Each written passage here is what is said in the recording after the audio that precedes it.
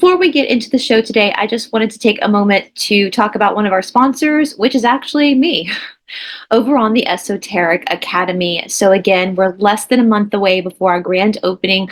We're still in the soft launch phase, which means that if you register for the Esoteric Academy right now, then you get your tuition for forever at only $25 a month, which is so incredibly low.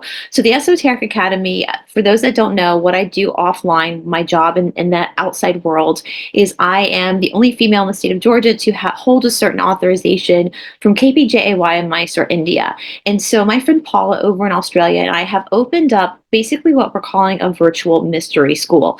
And so we have so many courses on this. Here's one of we have, getting started, welcome, help you really get into it. We have a 30-day beginner guide for those that are completely new to this, and we want to help you understand how to work the mystery school, how to get into scheduling yourself for these classes.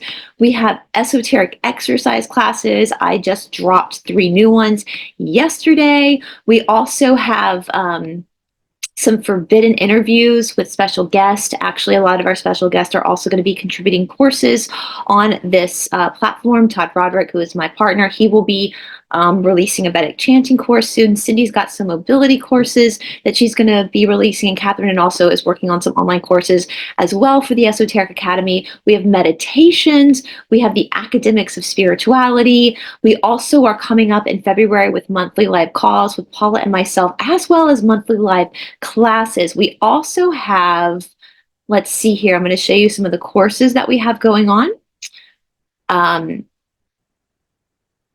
Let's see here. My computer's being slow. We have the Healing for Ascension, which comes from the quantum healing world. That's not my world, that's Paula's world. I have released Paths to God about the Bhagavad Gita, Polishing the Mirror, which is a course that goes over the teachings of Ram Dass, which include both Eastern philosophy and Western philosophy, as well as the Alchemy of Movement. So for those who are very new to spirituality, the Alchemy of Movement talks about why exercise is the foundation of spirituality, the history of the mystery schools, what's happening in your body, all that kind of stuff. With the Esoteric Academy, we also have a 7-day free trial. So if you want to try it for 7 days and you decide you don't like it, you can cancel it, no problem. Now, starting on February 20th, 2025, the tuition goes up to $40 a month. But again, if you register now, you will always be at $25 a month. That's our thank you. We're in the soft launch phase. The teaching isn't the problem. We wanted to take a couple months just to make sure that the website, that we got all the glitches fixed in the website before we started the grand opening, so that we could iron all of that out. And I'm so excited. We've got our first live call coming up in only a couple of weeks. And I'm really excited about getting to know the students. We already have about 60 people signed up. We also are going to be having live classes, which I'm really excited about because that gives me the opportunity to help you, to check your alignment, all that kind of stuff. And it gives you the opportunity to ask any questions that you want of me to help make this clearer for you so that we can support you, Paula and I can support you the best way we can. And as I've said many times, as you'll probably hear me say again in this episode with Nora, the difference between a cult leader and a teacher is that a teacher's job is to eventually not be needed. And that's my job, is to give you information so that you can take your autonomy back and so that you know how to proceed forward on your own and you learn how to rely on yourself. Before we get into this episode, once again, I also wanted to take a moment just to say thank you to our patrons and our producers here on Esoteric Atlanta. Without you guys, this channel would not be possible. Thank you so much for your support. You guys have really helped this channel grow and really helped give me the support that I need to continue to do these deep dives and to continue to interview really cool guests like Nora, who have so much wisdom to leave with us so that the world becomes a better place. With that being said, let's get into the episode.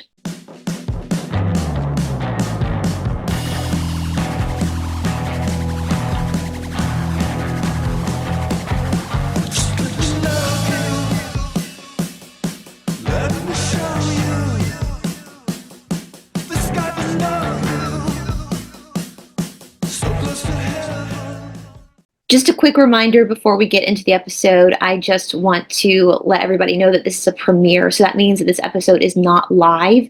Even though we have the live chat going on, it's not live. So it's pre-recorded. So if you have a question that you really want us to answer and you're putting it in the live chat and nobody's responding, we're not ignoring you. It's just that this is a pre-record. So make sure if you really have a question that you want Nora to answer or for me to answer, please make sure you put it in the comment section below the video so that we see it, so that we can address it in our part 3. Otherwise, please be mindful in the chat. I love Discord. I think our differences are what make us stronger, not our similarities, but our differences. So anybody is welcome here. I don't care what your political affiliation is. I don't care what your race is. I don't care what your gender is. I don't care what your sexuality is. I don't care what your age is unless you're under the age of 18, and then I don't think you should be on this channel. But beyond that, all are welcome. Again, I just ask that you respect each other. So you can have debate. I love hearing other people's perspectives, even if they're totally different from mine, but just please make sure to remain respectful. If there is any name calling or digs at someone's intelligence because they have a different opinion than you, then you will be blocked from this channel. So just be respectful with each other. Speak to people the way that you would want to be spoken to. All right, you guys, I hope that you enjoyed this episode as much as I did.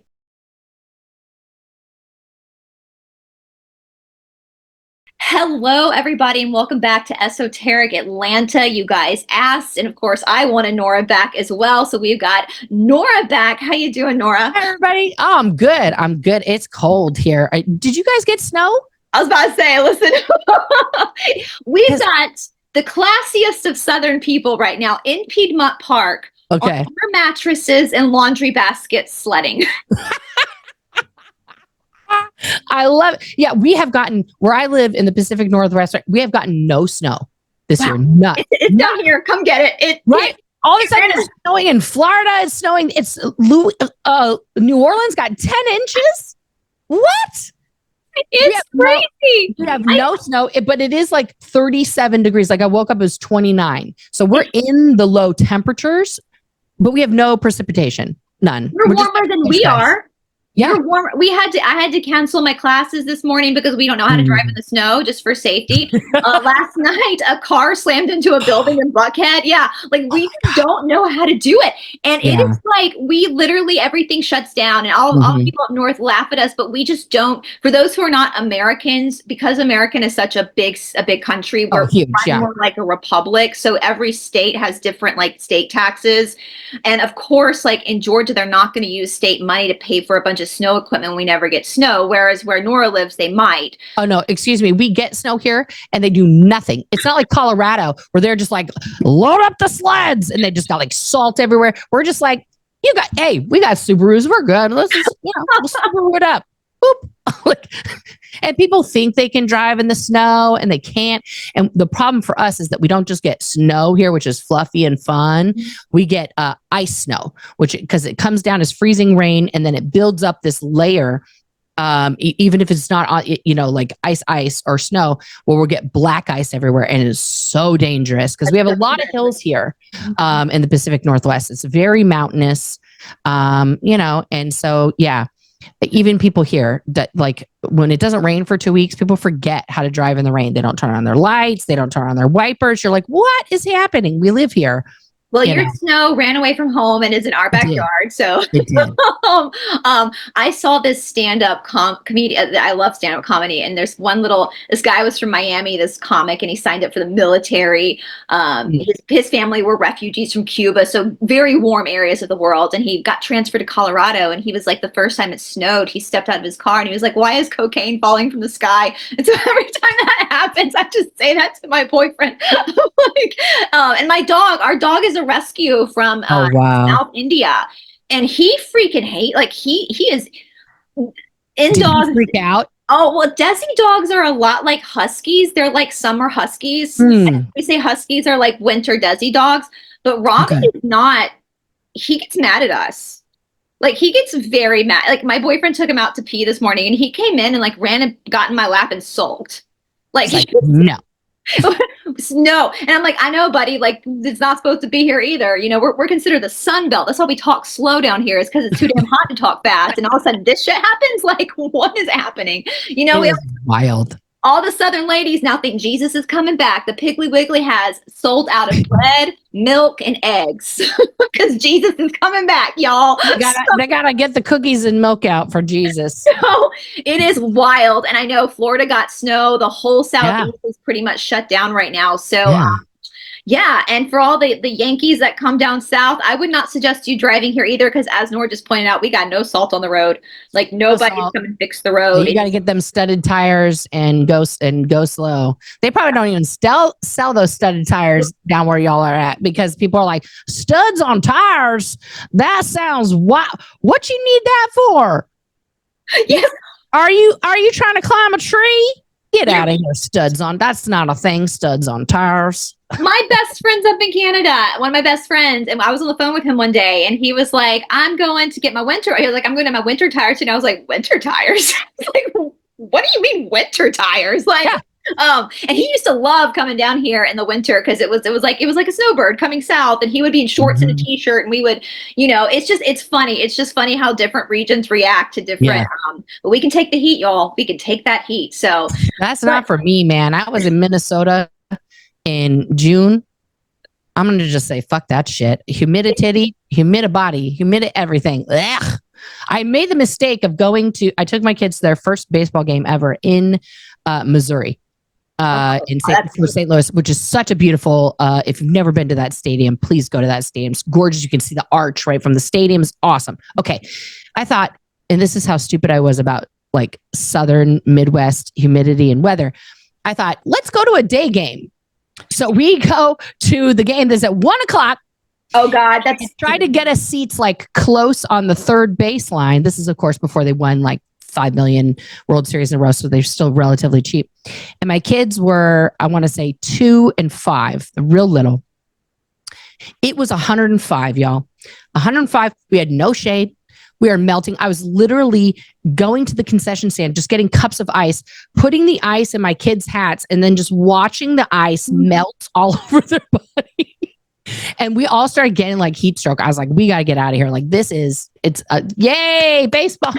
Like, no, I'm out. No, if you guys can see, I used to have, I don't know if you can see a patch of freckles on my shoulders from being a kid. I remember when I got severely burned on a lake. We didn't wear sunscreen. Like, our parents just sent us out there, and it is so damn hot down here.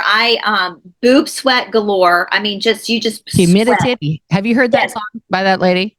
The humidity song. No, I'm going to send it to you. It's hilarious.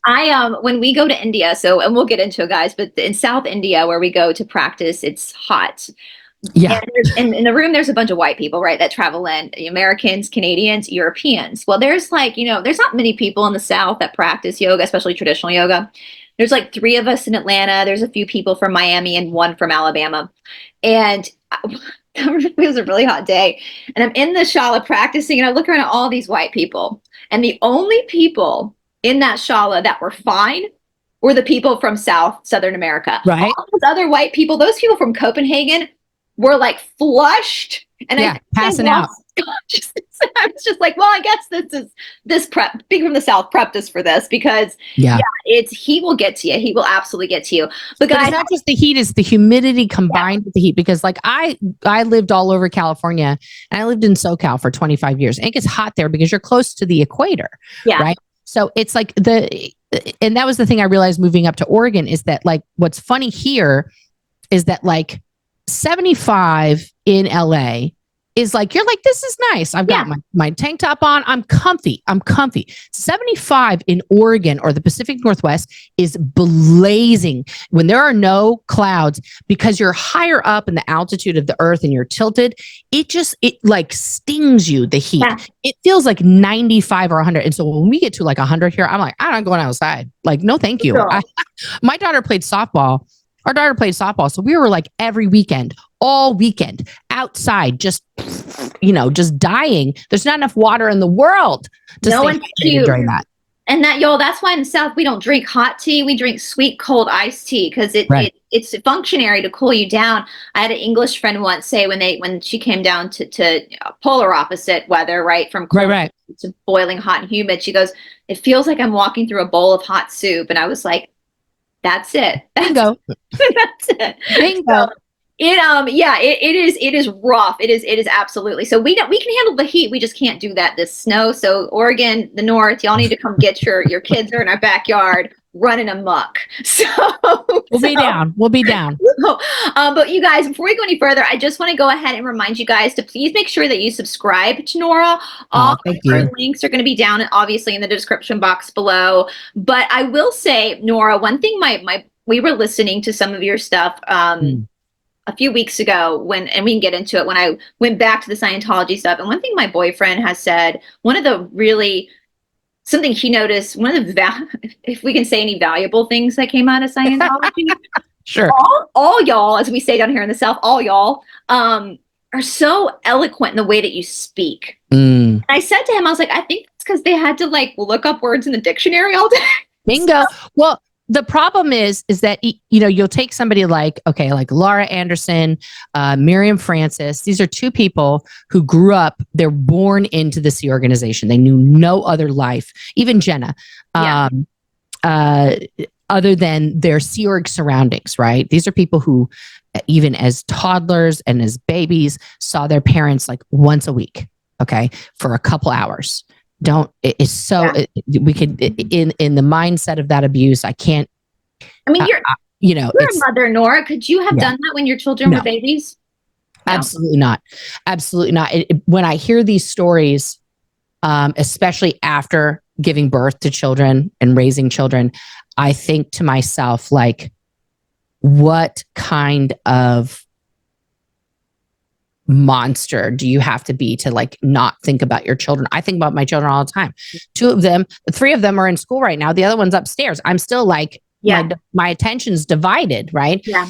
But I just feel like when you're in that cult mindset, and Scientology is very, very devious in that any distraction, any thoughts that aren't of how you are going to make Scientology bigger, how you are going to make Scientology help more people across the world, that's called counterintention, right? So you have command intention, which is what Elron Hubbard lays out as what we're doing. We're clearing the planet. We're getting ethics in. We're getting tech in. We're getting people trained, all that kind of stuff. So any other thought that you have that isn't that, I'm 100% here, focused, just doing my job, because no matter what your job is in Scientology, apparently that's clearing the planet. The guy who's the janitor, he's clearing the planet. The guy who's cooking the meals, he's clearing the planet. The guy who's trimming the roses, he's clearing the planet. Me, my little peon self in the course room, opening dictionaries I'm clearing the planet. It's all bullshit. You think that everything you do is so important that distractions and other intentions and counterintentions, like children, are very bad. And there was a policy that I had brought up in the keys to competence. Let me see if I can. I'll send it to you. But it's a flag order from 1968, and this is the time period where Elron Hubbard was floating around planet Earth with 5 ships, avoiding taxes and everything else. And he invented basically. He was literally, England wanted him, America wanted him, Rhodesia wanted, Zimbabwe wanted him, but at the time it was Rhodesia. I mean, he was escaping criminal charges, tax evasion, you name it, from multiple countries on Earth, just floating around the Mediterranean looking for treasure, getting high off LSD and then trying to remember past lives where he was a prince or some bullshit and he had buried treasure so that he can carry on his mystic adventure. So this one is called Ethics. It says a thetan is simply a thetan. So the word thetan in Scientology means spirit. That's you as a spiritual being. Okay. Your soul, basically. Correct. Your soul. Yeah. Your soul. Exactly. Body size has nothing to do with it. The trouble with, quote, children is that it's a generality. That's the way children are. A suppressive is a suppressive, whether he's big or small. Oh, that's so fucked up. We don't have suppressives in the Sea Org, whether they are big or small. Big or small upstats get upstat treatment, and SPs get declared. So you have to understand at this time, the Sea Org is now a year old. Let me see if I can send you the screenshot real quick here. Yeah. I can let you share. I can give you permission to share screen. Can I share a screen? Yeah, let me, there you go. You should be able to share screen now. Where am I going? Actually, I'm glad you brought this up because I wanted to ask you about this too, because I am horrified at the stories that I've heard about the abuse of children. And I know your friend Serge, I've watched some of his stuff. He's really into that guy. And I'll tag his channel below too. And I want to counter that a little bit I want to counter what Elron Hubbard is saying from someone who has studied Eastern philosophy. And I actually do believe in reincarnation. But what gets me so much, Nora, with this whole, what you're talking about here is that in Eastern philosophy, the consciousness in the soul is not the same thing as the body. The body is Prakriti, the soul is Purusha. And so if you have a 5-year-old, even though that 5-year-old soul might be 1,000,000 years old, that 5-year-old's brain is 5. Correct. And needs to be treated thus as a 5-year-old. And the amount of trauma you give to a child, which I'm sure you know. Sorry, my dog is barking right now. Oh, no, it's all good. He's very bossy and very loud. He's an only child, so he gets his way all the. And speaking of kids, like I can't even leave my dog for a day without one. I can't imagine a baby. But you know, like babies, they come into this world. So if we look at the world of karma, which the work we're doing on this. We're experiencing our life in the here now. And that's the problem I have with reincarnation, even though I believe in it. It's like people get so attracted to past lives that they're disassociating from this life. But you're here right now, boo. Right now, I'm a 41-year-old woman from Georgia. Right? That's all that matters. And that also makes me so mad when I hear people use this reincarnation almost as an excuse to abuse children. Yeah. You don't see that. You see it all? I'm sharing it. I don't know if you can see it. I can see it. I can see it. Yeah. So that, I mean, this is what Elron has put together, and he weaves this together throughout the scriptures, as they're now referring to the tomes that Elron wrote and spoke in through Scientology. So Scientologists, when they are raising their children, even people who weren't in the Sea Org, do not view their children as children. They view them as a gigantic immortal being who's come back and by the way, purposely chose those two idiots to be their parents. Okay. And they are to be treated as such. So from the time you can walk and talk, you are expected to behave as like a miniature adult.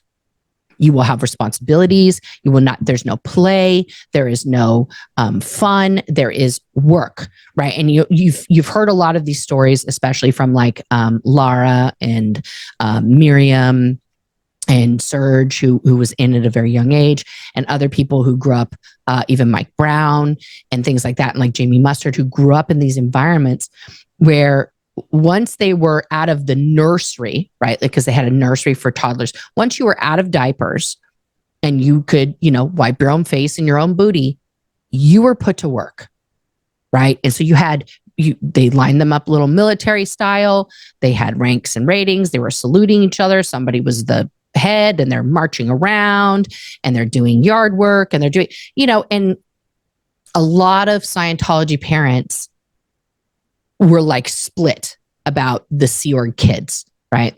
Some Scientology parents would shame their own Scientology kid who they were raising outside of the Sea organization. Like, look at these kids. Look at their discipline, their, ethics, their, are so in and yours are so out, and just be like, you would never even make it there. It would just be like this whole shame spiral on that. And then the other split was like, oh my God, what, like my mom's view was like, what's wrong with these parents? Like she would see these kids in the hallways where she was paying thousands of dollars to go, and they would somehow be brought down for like a project to file papers or something in one of the orgs. And they're filthy. They're clearly like neglected, malnourished, She witnessed one time, and this is the thing that broke my mom's heart, is she witnessed one time this group of cadets who were kind of like a little unruly. And so the older cadet who was like trying to get them in order, was like having them repeat back things back and forth. And one of the things they had them repeat back and forth was like, do you want to be here? And they're like, yes, sir. And they're like, and then they asked, do you miss your parents? No, sir. And like my mom heard that. And she was like, it like made her bawl. Like, why would you be asking a group of children if they miss their parents? And the correct answer to that is no. Is like, of course not. And like I know she went through this whole thing. It was before I joined the Sea Org. Like that would devastate her if me or my sister were like, I don't fucking miss you. Fuck off. You know, like, I mean, I'm 41 and whenever I get sick, I still want my mom.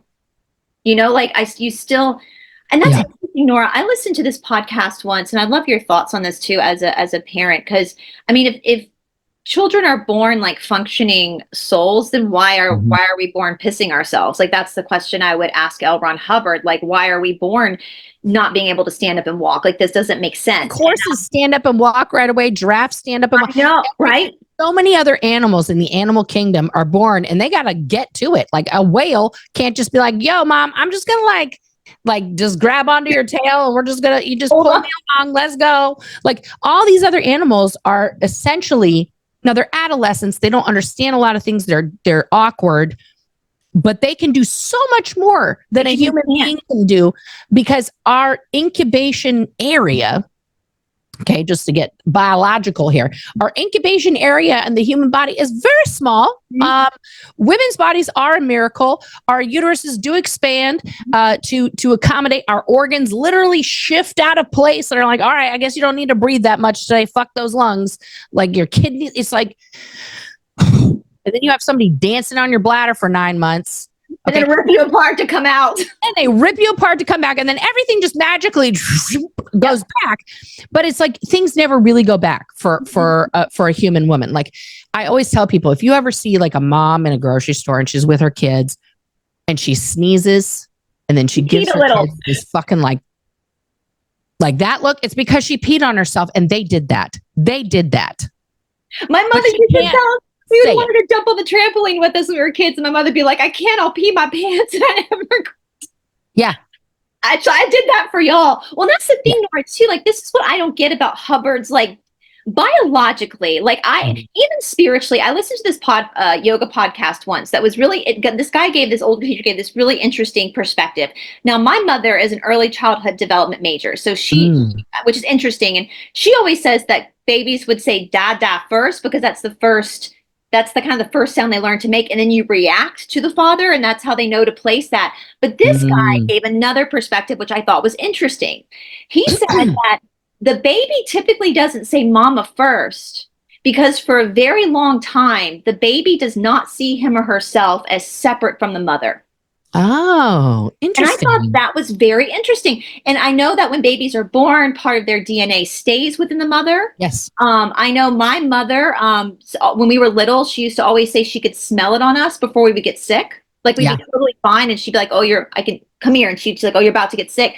My mother even tells a story when I was the firstborn, and I was very colicky as a baby. And my mother was up all night with me. My father was like, you know what? I'll sleep in Bryce's nursery so you can get some sleep. And my mother heard me crying, and she was like, oh, Lee's got her. And I kept crying and I kept crying. And she finally got it. My dad was snoring and I was crying, so there's just something about a mother that can't be replaced. Right.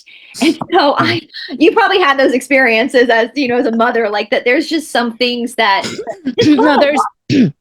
there's a reason why when a baby's born, one of the most important moments for right after birth is to give that skin to skin contact between the mother and the baby, because it lets the baby know, like, it's still here with you, right? Like that, like what you're describing is still a part of you, but like, this is where you live now. Like we're together still, but we're here, like in this environment now, instead of you like living inside of me. Right. And that skin to skin contact, I will tell you, like it is like a magical, like birth is a magical thing. Yeah. And I say that not to be like, oh my God, it's just the greatest day I ever had in my life. Like, no, I almost died. Okay. Yeah. Like, I was, and cautionary tale here, guys, don't do this if you're planning on getting pregnant. Listen to your body. Listen to your body. The human body has evolved to tell you, listen, bitch, you're not doing this. It's not happening.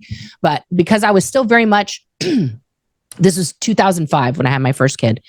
I was still very much in the Scientology mindset. Now, recall, this is the same year Katie Holmes is giving birth. Okay. And Tom Cruise has his famous, interview with shaming Brooke Shields for being on antidepressants and the silent birth thing and all this stuff. And my mom was like, silent birth. Now, my mom is still an active Scientologist at this point. My mom's like, silent birth. Who the fuck does that? That's bullshit. Nobody, fuck that shit. But I had decided I was really wanting to do a natural birth. And so I went to the Lamaze class and I was reading all these books. I was trying to eat right, although my main meal was In-N-Out because that's what I was craving. And so it comes time, it's actually my due date. And I am 9 months pregnant. The steering wheel's rubbing. I drove myself. Like, okay, my ex-husband wasn't even with me. He was working. I was like, I don't feel like anything's going on. I'm just going to drive myself. We'll see what's up. They take my blood pressure, all that stuff. They're like, girl, your blood pressure is crazy. We need to do an emergency C-section. I was like, go fuck yourself. Like, that's not what's happening. So I laid in the bed. They were monitoring my blood pressure, went down. Finally, they're like, okay, if you're not going to do that and you're not going to allow us to induce you right now, then you need to be on bed rest for this weekend and come back on Monday and we'll see what's happening. I was like, okay, drive myself home.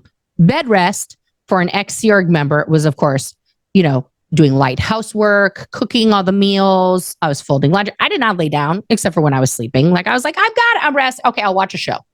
Like but I'm a Scientologist. I can do this. Basically, I was fucking making it go right. I show back up on Monday, and again, high blood pressure. Yeah. And they're like, okay, we're not going to argue about this. We're doing the C-section or we're going to induce you. And I was like, well, what's the induction process? Like, okay, well, we start you on this mild dose of Pitocin and then we slowly increase it over 24 hours. I was like, let's try that route. Don't ever fucking do that. I heard that. The first thing that they do, which I didn't know, is they have to, what's called, and this is the technical term, this is not a made up term. They have to ripen your cervix. Okay. And to do that, now when you're pregnant, when you are ready to give birth, your body is a exit only zone. Do not approach with anything. Do not approach it. So they have to put this it's like a tampon string type thing that they have to put all the way up into your cervix manually. So your OB is just in there like swimwear, putting this fucking tampon string in there to ripen your cervix. That takes a number of hours. And then they're slowly increasing this Pitocin thing, right? So at first I have an unreasonably high tolerance for pain. Yeah. And so the Pitocin increase was like, I slept through it. I was like, they're fucking, the contractions are coming. I'm like, They're coming in like every 30 minutes, check your vitals when you're on Pitocin. I was like, could you guys just let me, fuck it. Listen for an alarm. Leave me alone. So I want to say within 24 hours, I'm at full Pitocin, which is, I do not recommend. Where basically they're artificially inducing the contractions. Yeah. And it is like the worst contractions you can have. And the child's being evicted. Yeah. I'm just like, I'm in stress. I'm walking around. It's like the moaning. I'm trying to roll on the ball. I'm doing all the things. I'm trying to I feel like this is the moment. I tell the doctor, please come in. I think I'm ready to go. Put my feet in the stirrups. Let's pop this baby out. Let's do it. She gets in there, and she's like, you're like 4.5 centimeters. I was like, I'm sorry, ma'am. What did you just say? What? She's like, yeah, we got about another 6-7 hours. And I looked dead at my mother. I was like, I'm going to die. And she was like, bitch, they have been coming in here every 20 minutes offering you an epidural. What's wrong with you? Take the fucking epidural. So I was like, Scientology is against epidurals too? Well, Scientology is not against epidurals, but a natural childbirth would mean not getting an epidural. It would also meant not being on Pitocin. But, at that point I was delirious. I hadn't eaten for 2 days. Right. So I'm like, okay, are you the epidural guy? Are you still available? I would please, hello. So they give me the epidural and I sit back And I'm monitored at this point, so you can like see the contraction before it comes. And so my ex-husband comes over and he grabs my hand. He's like, okay, babe, brace, it's going to be a big one. And this poor man had been for like 14 hours straight, just pushing on my back through every contraction, trying to like help me. Like, he was so exhausted. And then so I'm sitting there like waiting, and I feel nothing, just like nothing. And he's like looking at the chart because it's like power of drugs. He's like, you don't feel that? And I was like, no. So then I'm with the epidural, everything's good. And then all of a sudden we're now into like 54 hours of labor. And all of a sudden alarms are going off. I am not feeling good. I'm just sort of like, at this point, I was just like, what's happened? Is that for me? Is this what's going on? Doctors come in, they check a couple things. They're like, and my doctor was so chill. She was like, just like the chillest lady on the planet. She's like, listen, here's what's happening. You've popped 103 fever, and the baby's heart rate is over 200. So we need to, we're just going to do a C-section. It's going to be real fast, 20 minutes. No worries. And I was like, okay, that's what. Boop. They wheel you in. And for some reason, they have you like in the Jesus pose like this, which is not like, they strap you down. You're like, that's penalty, right? It's very dramatic. And the anesthesiologist guy behind me was like, okay, we're just going to bump up your epidural because it was already in, right? I was like, okay, whatever that means. But I have a problem because my tiggle bitties are huge. So when I lay flat, they come up and I can't breathe, right? So I was telling them like, can I need oxygen? And they're like, you're fine. I'm like, no, I need to know I'm breathing. Please help me out. And you know, my ex-husband keeps trying to like stand up and look over the curtain. They're like, sir, please remain seated because we've had too many husbands pass out. Pass out. So also this is how uneducated I was, even as like somebody who read all the books. Like I literally thought they're going to do a slice. The baby's right there because, you know, you feel the kicking, you feel all this stuff. And then they just take the baby out. Right? No. They have to draw and quarter you. You are being drawn and quartered in real life. They take all your intestines out. They put it in a little tray next to you. And they got to cut through all the muscle. And then they get to the uterus. And then they open that up. And then they take the baby out. And then they just sort of sew some stuff up, throw the intestines in there, just kind of, okay, get them in there. And then they staple you up real quick. Okay. It's not a good. We really got to work on this, guys. We really got to work on this procedure. And so my baby comes out and he's like this. Now, meanwhile, I can feel that something has gone terribly wrong for me. Right. I look into his eyes, and in that moment, because they're like, it's your baby. And I go like this. And the doctor's like, he's over there. And I'm like, like that's how I was so gone. Like the life is leaving my body. And I look into his eyes. And in that moment, I had like a flash of just like every moment of my life with my mom, with like everything I'd been through. And I started crying. And it was like in that moment, I understood what like everybody talks about, that birth is a miracle. Like this instant connection with this person that I made inside of me was wild. And he wasn't crying. He was making any noise. Just like his eyes were just huge, just like little saucers looking around.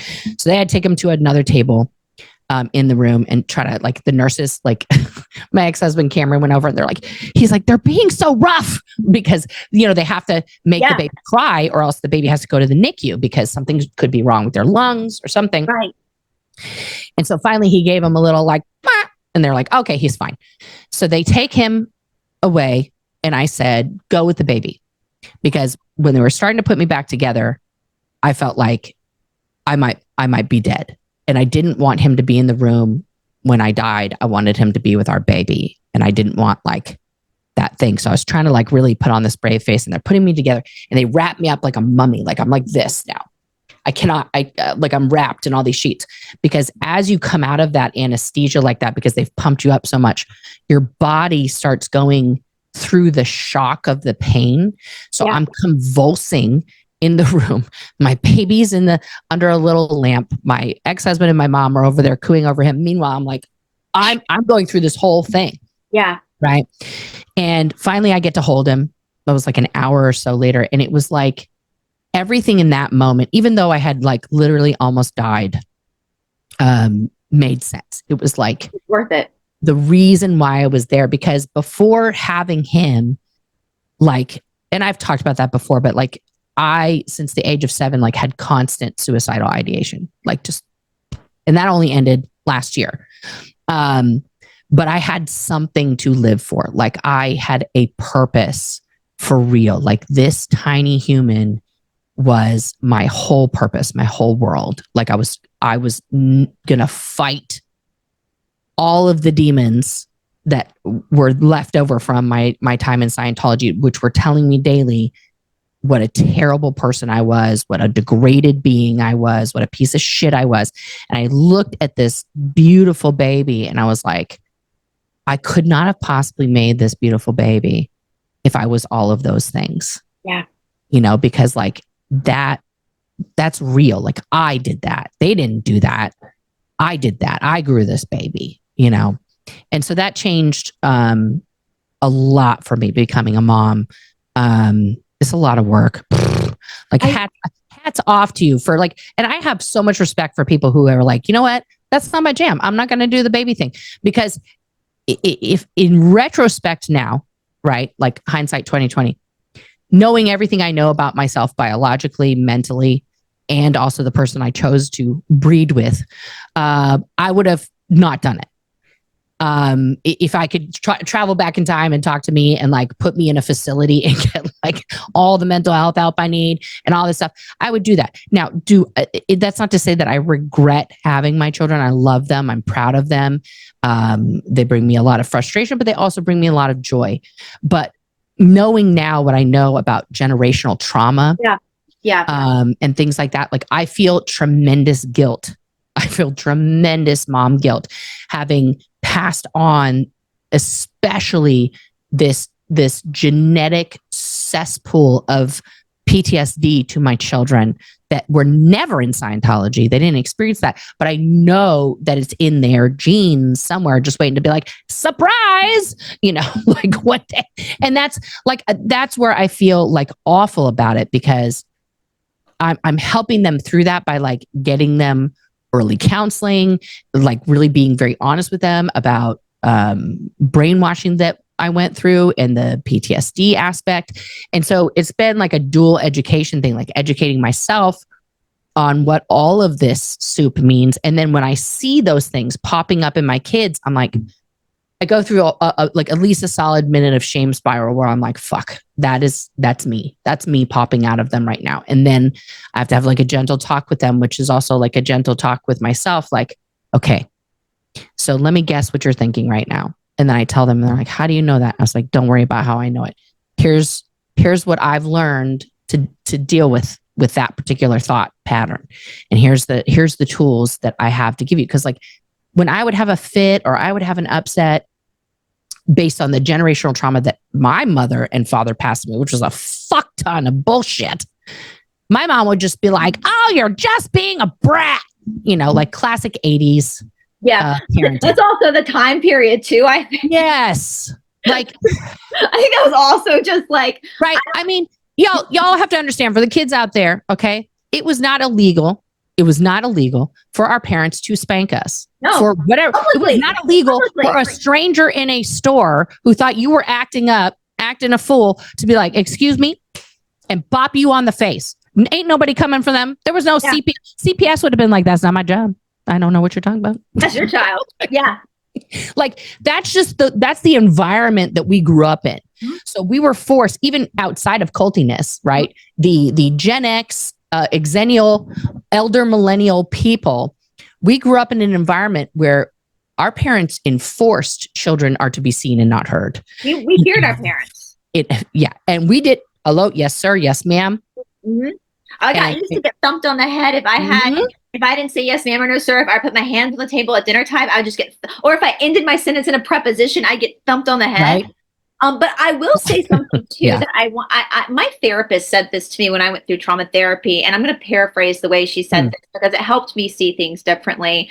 And I grew up in a narcissistic system with the private school I was in, which I think a lot of private schools are mini cults themselves, but that's a different story for a different day. It wasn't an actual like where I couldn't leave type of situation. Right. And that prepped me for, and my father, I think, is a bit, there's some issues with, I think, when you grow up around narcissism, you easily bring it in through cult behavior. And it's all the same. And we can talk about that. Was your dad like a Vietnam vet?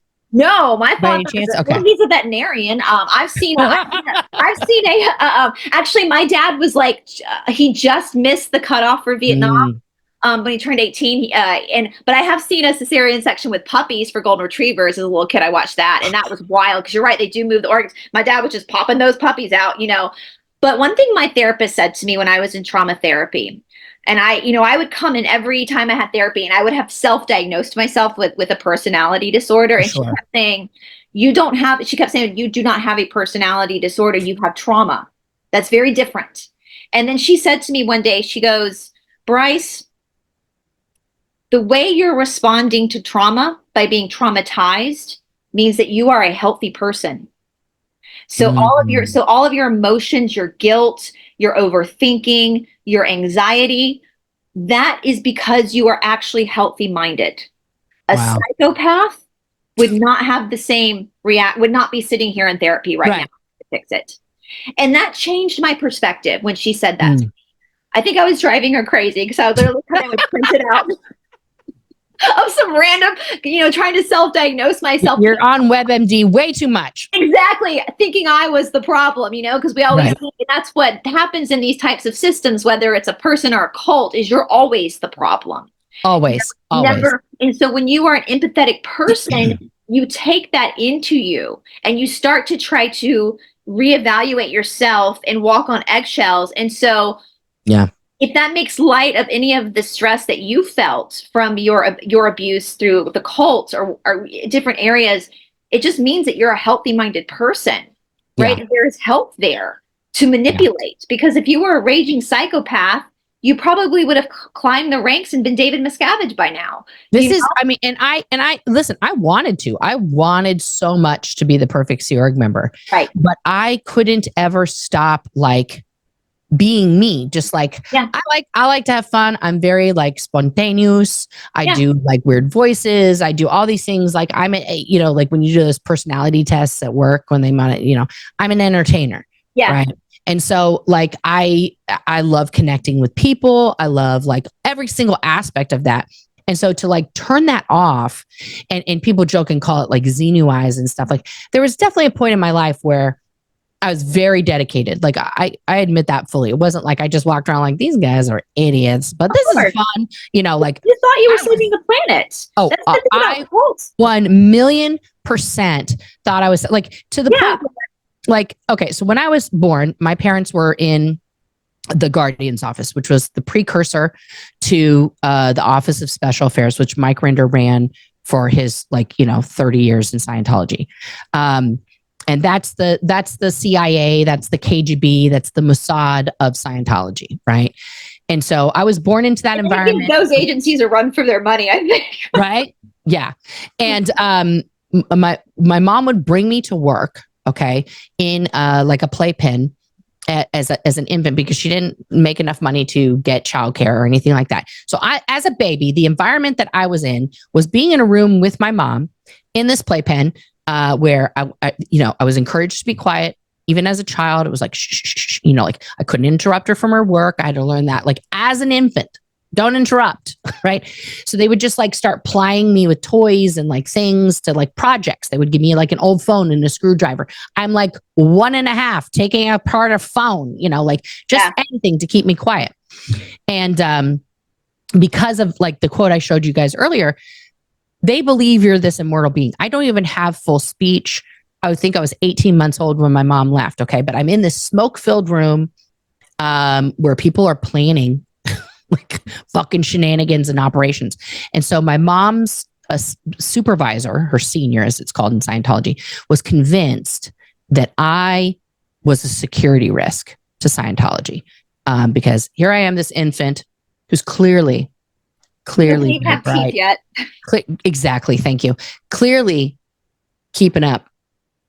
So he wanted to bond me, like legally bond me so that I could not ever speak of the things that were being spoken of in the room. And my mom's like, what the fuck are you talking about? She's a baby. And he's like, one day in session, she could just say all these things and then we're all fucked because she'll recall this. One day she's going to recall all this. I have yet to recall any of those things. And he tried to like take my feet and put them in like the ink pad and then like, use my feet as a signature. And my mom lost her shit.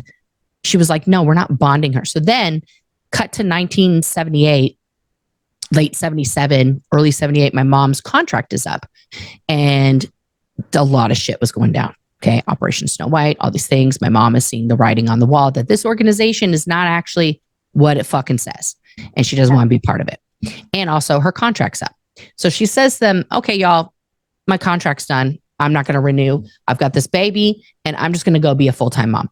First thing that happens, well, Nora must be suppressive. They tried to declare me as a baby because I was taking her off her purpose of protecting Scientology and clearing the planet.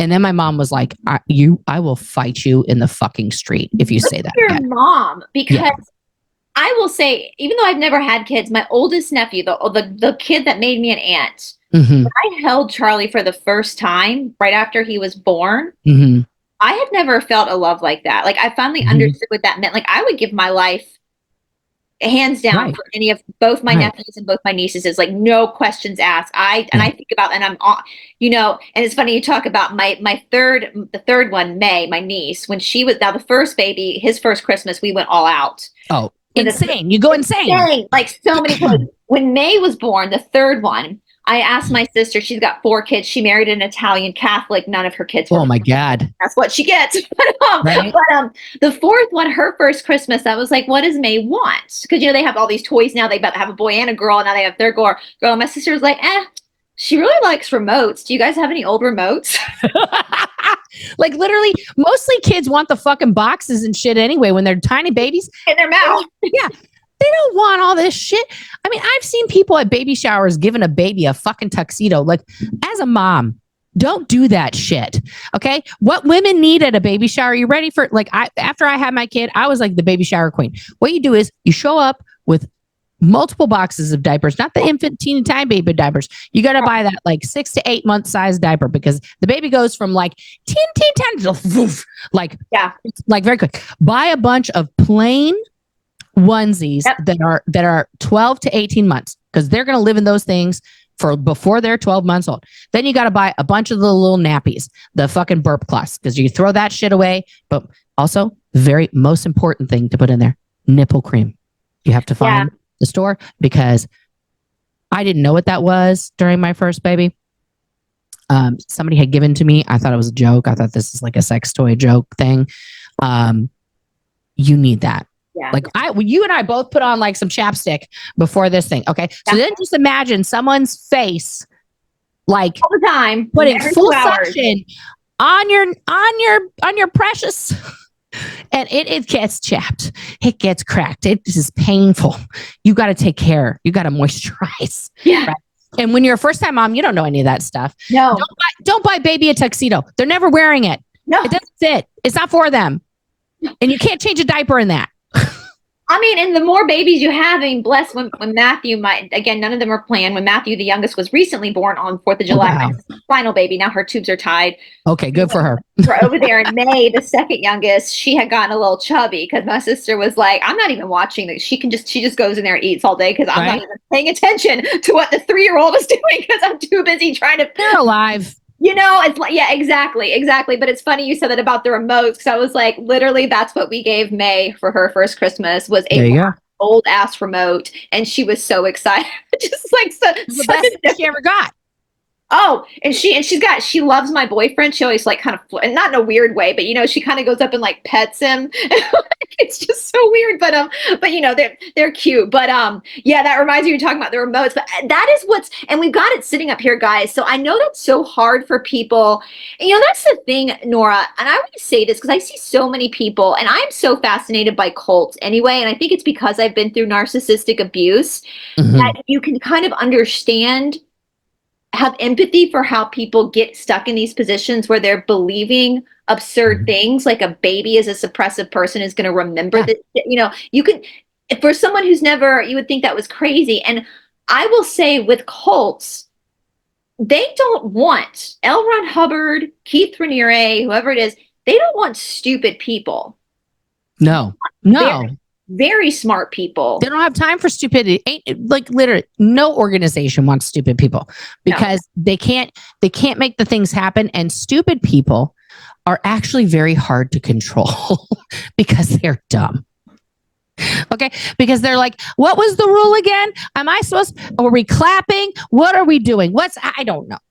Well, they don't want to. They don't want to. They don't know how to produce. Like smart people can't solve the problem. They want to produce, and then they also want good people. I hate using the word ethical. That's really because I know Scientology overuses that word. So does museum. But they play on that. They play on your empathy. Every single person who has a soul, and I believe that there are people in this world that don't have souls, but everybody who has a soul, we can get to that in a minute. You want to help. You want to be a helper. You don't want that's I know we talked about this. That button so hard in Scientology is broken. Your help button is like every time. One of the first times I was recruited very heavily by Gavin Potter, who's now he's being sued right now very publicly by Jane Doe, who he sexually assaulted, impregnated as a teen, and then the church forced them to get married. So she is suing him and David Miscavige. Some old church shit. That's what the Christian church used to do. Well, because Gavin Potter was one of their prized possessions because he recruited probably single-handedly well over 1,000 people. Like he was like the star recruiter. Okay. So at 12 years old, I had my encounter with Gavin Potter. My dad, every time I would go visit him, and we'll get back to my story. So my mom leaves. We moved to Lodi, California, which if you don't know, Lodi, it's now destination vineyard, wine place. My sister's born in 1979. My parents are kind of like, they're not really doing that much Scientology. By the time I'm 8, we're living in San Francisco, and my parents are like, it's bad. It's bad news bears. They're both heavily drinking. My dad has just taken our life savings for like the 3rd time and invested in a gold mine in Arizona that doesn't exist. And so my mom was trying to have like a moonstruck moment with him and be like, I want a divorce. And she thought he would be like, please don't leave me. I need you. Blah, blah, blah. And he said, when do you want me out of the house? Oh, wow. So he literally left that night. I thought it was my fault because my sister and I had like locked ourselves in our parents' room in our apartment and we were jumping on their bed, which we were not supposed to do. And so then my mom's like, get out here right now. And we're like, oh, fuck, they fucking know that we're doing. Meanwhile, they had been like having an argument. So that's a lot of times. It shows how innocent you were to think and how empathetic you were to think that that's sweet. I just want to like pat little Nora on the head and be like, oh, honey. Well, this is what I would do to protect my sister. When my parents were fighting, I would invent like a game for us to do so that she couldn't hear it, right? To try and like distract myself from that. And also to protect her from like hearing it and like hearing all the things. And so we're jumping up and down on the bed. We're doing backflips. We're doing all these things, right? Because they had they had a really good box spring. It was just like, phew, And we get called in the living room and my mom is just like, she's a mess. She's just clearly just bawling. And my dad looks at us and we're like, oh, my dogs are freaking out. Something's happened. And and my mom's like, are you going to tell him? And then he just looks at the floor and she's like, of course. And so then she looks at us and says, your dad and I are getting a divorce. And I immediately am like, I'm sorry, I was jumping on the bed. I won't ever do that again. Like, I promise we'll be better. I'll get my homework done. I go on this whole list of like things that I could be better at. My sister just starts bawling. At the time, I think I was 7.5. And my sister then was like 3, or at that time, like 4. So we're both very young. Yeah. My sister just starts bawling. She just doesn't understand. And then my dad grabs my sister and is like holding her. And he's like, I love you. And he kisses us. And then he left. 2 weeks later, he decides that we're going to come visit him in his new apartment. So he was a taxi cab driver at the time in San Francisco. This was his new job. So he sends a taxi. Guys, again, this is 1984. Okay. You cannot just send a taxi to pick up your minor children and transport them wherever you tell the taxi to go. Okay. So my dad sends a taxi and he lives on the other side of San Francisco. So we're on this ride. We don't know where we're going. I don't recall, like, we're looking out the back of the window. I'm staring at the cab driver. Like, I'm 7.5. Right. Get to this apartment I've never been to. It's like a duplex. And I'm like checking the address on the paper my mom wrote. And as we get out of the car, I'm like thinking, I don't know about this. And I turn around, the cab's already gone. I'm like, okay, so I guess this is it. We're going to walk up to this house. And we knock on the door, and this tall, willowy Southern woman, she's from Texas, with a like booty shorts and a cropped top that was like hanging off her shoulder, like flash dance style, a very short red-haired pixie cut, looks down at us. She's got no bra on, you can see, because there's a white shirt you could see. And she says, oh, you must be Nora and Sarah. And I'm like, immediately I put my sister behind me, like, fucking stranger danger. Who the fuck is this? And she turns around. She's like, Connie, the girls are here. The girls are here? I'm like, oh, this is all kinds of bullshit right now. So my dad walks up, saunters up with like this big smile. He had just gotten his ear pierced. This is 2 weeks after leaving my mother. Okay. Saunters up, puts his arms like around her from behind. She turns like this, and they proceed to do like a porno kiss, is the only way I can describe this. Just tongues everywhere in front of me and my sister. Okay. I'm like, fuck this. I walk in the house. I pick up the phone. I call my mom. I call her. Was your dad a practicing Scientologist? So yes. He wouldn't have thought that was inappropriate to do in front of course. Oh no, he just, who cares? So I called my mom. Shit, my mom let him he had to hold the phone like this. She was so mad. Like, she had no idea, first of all, that he was shacking up with someone, let alone she hasn't met this person. And now we are in a house with him and her. Yeah. Okay. So, so then fast forward a couple years, my parents weren't even divorced yet. A couple weeks after that, my dad tried to like beg my mom to take him back. My mom told him to go fuck himself. And then when I was 10, my mom had started dating a man named Harry. I'm getting all phlegmy. I'm sorry. You're good. And they were getting married, my dad and my step whore. And my dad, this one was so over the top. She came from a very wealthy family in Texas. Everything was from Tiffany's. Okay. Everything was from Tiffany's, or fucking, what was that other one? Fifth Avenue. Like it was all fancy. We had to wear like taffeta dresses. Okay. I've never even heard of what the fuck taffeta was, but I was in a pink taffeta dress. Okay. This one was so mean to us. Yeah. Her wedding was in August. It was the end of the summer. So of course I had spent the summer doing what a normal kid does. I was outside, I was swimming, I was doing all this stuff. And I had a cross tan line on my back from my swimsuit. And this was like, for some reason, these taffeta dresses were like open back. Okay. For a 10-year-old. And she's like, you've ruined my wedding photos. Look at this disgusting tan line. Like, this is her on the wedding day having a thing. My father had invited my mother to this wedding. No. My father invited my mother to the wedding. No. His whole family was there. His brother, who was a Seventh-day Adventist minister, was going to minister the wedding. His sisters. To another cult. His brother's in another cult. His brother's in another cult. They were like, when my dad's biological father was an illegal alien from Greece who came here, stole a name off a gravestone that he thought sounded real American because he was Greek. He didn't speak English. So he stole the name Emil John Sova, which is so American, so like not Slavic at all. Hello. Met my great grandfather, my popo, and then met his daughter, my grandmother. Fell in love with her. They had 4 kids, and then he died. He served in World War II on submarines, helped build the Golden Gate Bridge. He did all these things, right? He not raised the kids. No. He raised the kids. They grew up. They got baptized Greek Orthodox, right? And then he passed away suddenly at 45 of massive heart attack. Boom, gone. Right when my dad was like 7, 8 years old. Oh wow! 2 weeks later, my grandmother takes her 4 kids out to dinner, and they're like, "Oh, this is a special treat." And so she walks her 4 kids up to a table that has a man and 2 young daughters that are about in between their ages there. And they all sit down, and they've never seen this man or these 2 girls in their whole life.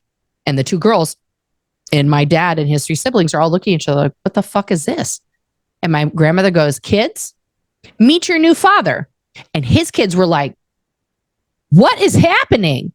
2 weeks later. Now you have to understand, this is like literally 1957. She's a single woman, a nurse. Yeah.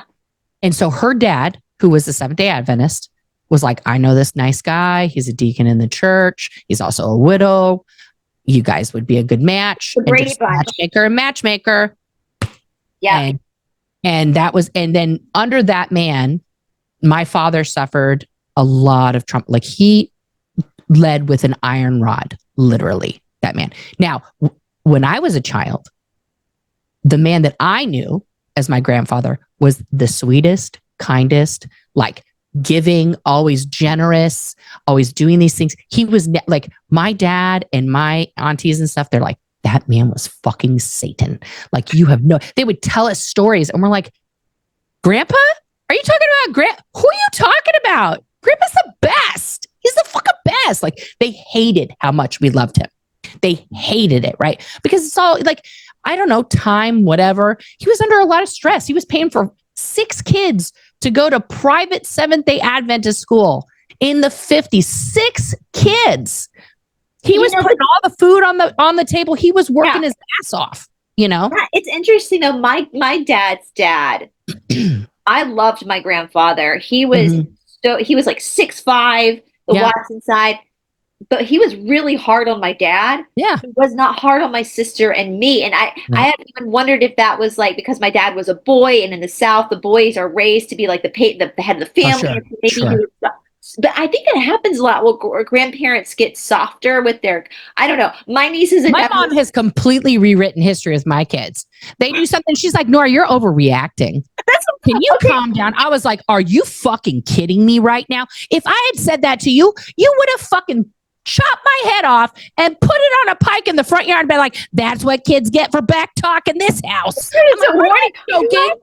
I have literally watched my nephews and nieces manipulate the shit out of my mom. And I'm watching it, and we were in a store getting May a big girl bed. And I went with them because my sister was like about to pop pregnant. And so she needed all the help she could get. Oh, yeah. I was with the oldest niece, Jacqueline, who's like 10 now. And I was kind of entertaining her. Well, May, the 3-year-old, did what 3-year-olds do. Just in the middle of it, just threw a temper tantrum, threw her shoes off. And my sister, I saw my sister give May that mom look, which I've never seen my sister give that look before. And even I was like, yes, ma'am. Like I'd never seen my sister. And I saw my mother pick May off the floor. She's like, that's okay, May. Mary Becca, she's little. This is just a lot for her. May, let's go get you some sugar. I was like, my sister and I would have been smacked upside the head. Thank you. My mom not only would have smacked me upside the head, she goes, oh, you wanted a bed? Not today. Like that would have been like, oh, you want a big girl bed? Well, act like a big girl. We'll be back later. Oh, we've heard that too. Well, Jacqueline, the oldest one, my sister was like, well, I'll buy you one toy since you're coming with us. Well, Jacqueline, she's obsessed with animals and she couldn't decide between 2 stuffed animals. So my grandmother was like, well, I'll just get them both. And my sister was like, Mom, we're trying to like teach them like, she's like, it's fine. I'll just get both of them. It's fine. Well, but I think that happens. And I have heard people say before that when you raise your kids to be, when you're hard on your children, you can be softer on your grandchildren because your children are doing the job that you did with them, right? So you can be the soft place for the grand. Yes. But I think also people like my mom would just laugh when my kids were acting up. She'd be like, mm-hmm. Remember when you did that? I was like, bitch, no, I didn't, because I was that age. Can you help me? I don't know. I find it entertaining. Payback is hell, right? Payback is hell.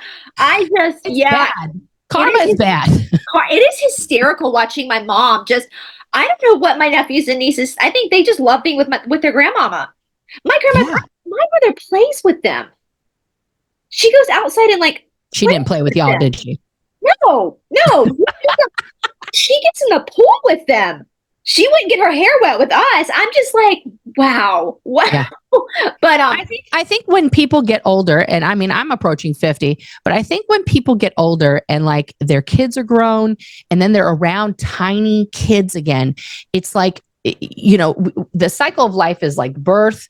You know, you have like, you know, you really don't hit your peak until your 40s anyway. Right. Oh, I agree totally. Yeah. Especially for women and stuff. Like we hit our peak sexually, we hit our peak intellectually in our 40s. We really start absorbing stuff in a different way. And we're like, oh, fuck, like where was all this like 10 years ago? Like 30s are suck. 30s are suck. 20s, you're just like, I don't know, I'm alive. Woo, you know, like it's just crazy. But your 40s, you're like, oh, like I fucking understand life. Like I get it. Right. And then also everything starts falling off the truck, which is really annoying and disappointing. But it's kind of like you get this bonus superpower of like knowledge and also like a weird, like that's where the whole cougar thing comes from. But you really hit your sexual peak in your 40s, ladies. So if you're worried about that, don't worry about it. It's good times. But you know, like as you get into like your 60s and your brain, depending on your nutrition and your activity and stuff, I feel like the chemistry of the brain starts this wind down towards death, which then puts older people in like a more childlike state because they're going back to the reset, right? They're going back to the beginning. And so they know, I don't know, I could be dead tomorrow. So like, fuck it, I'm going to have fun. So they're in this totally other, they're out of the hustle and bustle and worry and like, you know, all this kind of stuff. They just have to parent for like 5 seconds. Yeah. Or not, or just be like, well, that's your kid. I got to go. I'm going to go get my hair done. She sounds cranky. Like, you know, you can just leave. Right. It's not, you don't have to worry about their college fund. You don't have to worry about braces. You don't have to worry about all the after school activities.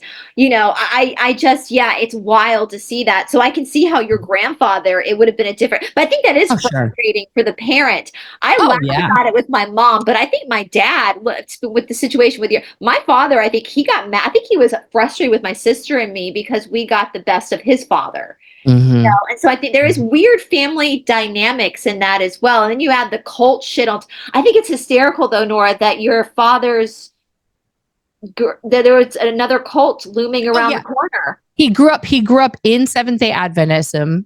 He didn't believe in it. He fucking hated it. And then his best friend, who he grew up with in the church, went to school with his whole life there.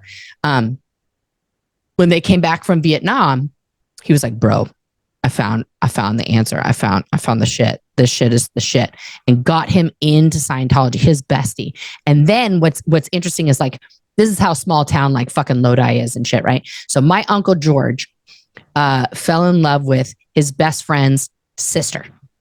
Okay. And so they're getting married. And then his girlfriend was like somehow also related. Somehow they're all like, they married sisters or something, right?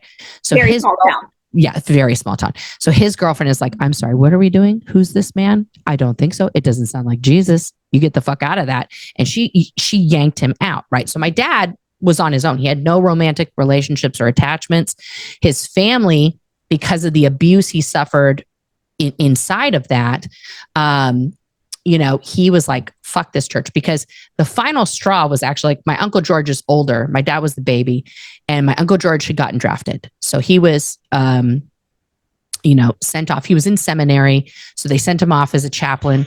And then my dad, during his, I have this, but thank you. Thank you, love. I love that. More water for me. I need more water. My wife just brought me more. my dad got an 18th birthday present of like a brand new Mustang. Okay. We're talking like cherry, like 68 Mustang, that one that everyone was like, wow. Right. Within, I don't know, a week of having this car, he smashed it to bits in a, teen drunkenness, partying thing. And so the judge told him, you have a choice. You can go to jail and serve your time, or you can go to Vietnam. And so my dad went to Vietnam because, during the draft, it was like only one boy from each family could go, so that they didn't end up in like a World War II situation where whole families were wiped out. So then my Uncle George got transferred to Germany, and my dad went to the front lines in Vietnam as a medic. And so on top of all that other trauma, growing up with a stepfather who I think, in my conversations with him and how he talked about my father, especially after he passed and stuff, I know my grandfather loved him. He was just not a good person at talking about it. And again, he was a World War II vet. He had suffered his own. It was just all this stuff being passed down. So then now I'm stuck with a dude who's very much a Scientologist, who marries my mom, who has tons of trauma, PTSD, all these things. My mom has a whole other bag of fucking fucked up family generational trauma, like super, like so much so that like one day my sister and I were talking to my mom while we were trying to talk to her about getting out of Scientology. This is like 2007, right? And there was some like news case about a rape, right? We were all discussing, that was a topic of the day. And she's like, I mean, like, what's the big deal? I've been raped. Everybody gets raped. Like, just move on. And my sister and I were like, I'm sorry, what? What? And she's like, yeah, it happened. It's just, you just keep going. I mean, you just move on. I'm like, Mom, did you ever talk about that? Like in your sessions in Scientology? No, why would I? That's personal.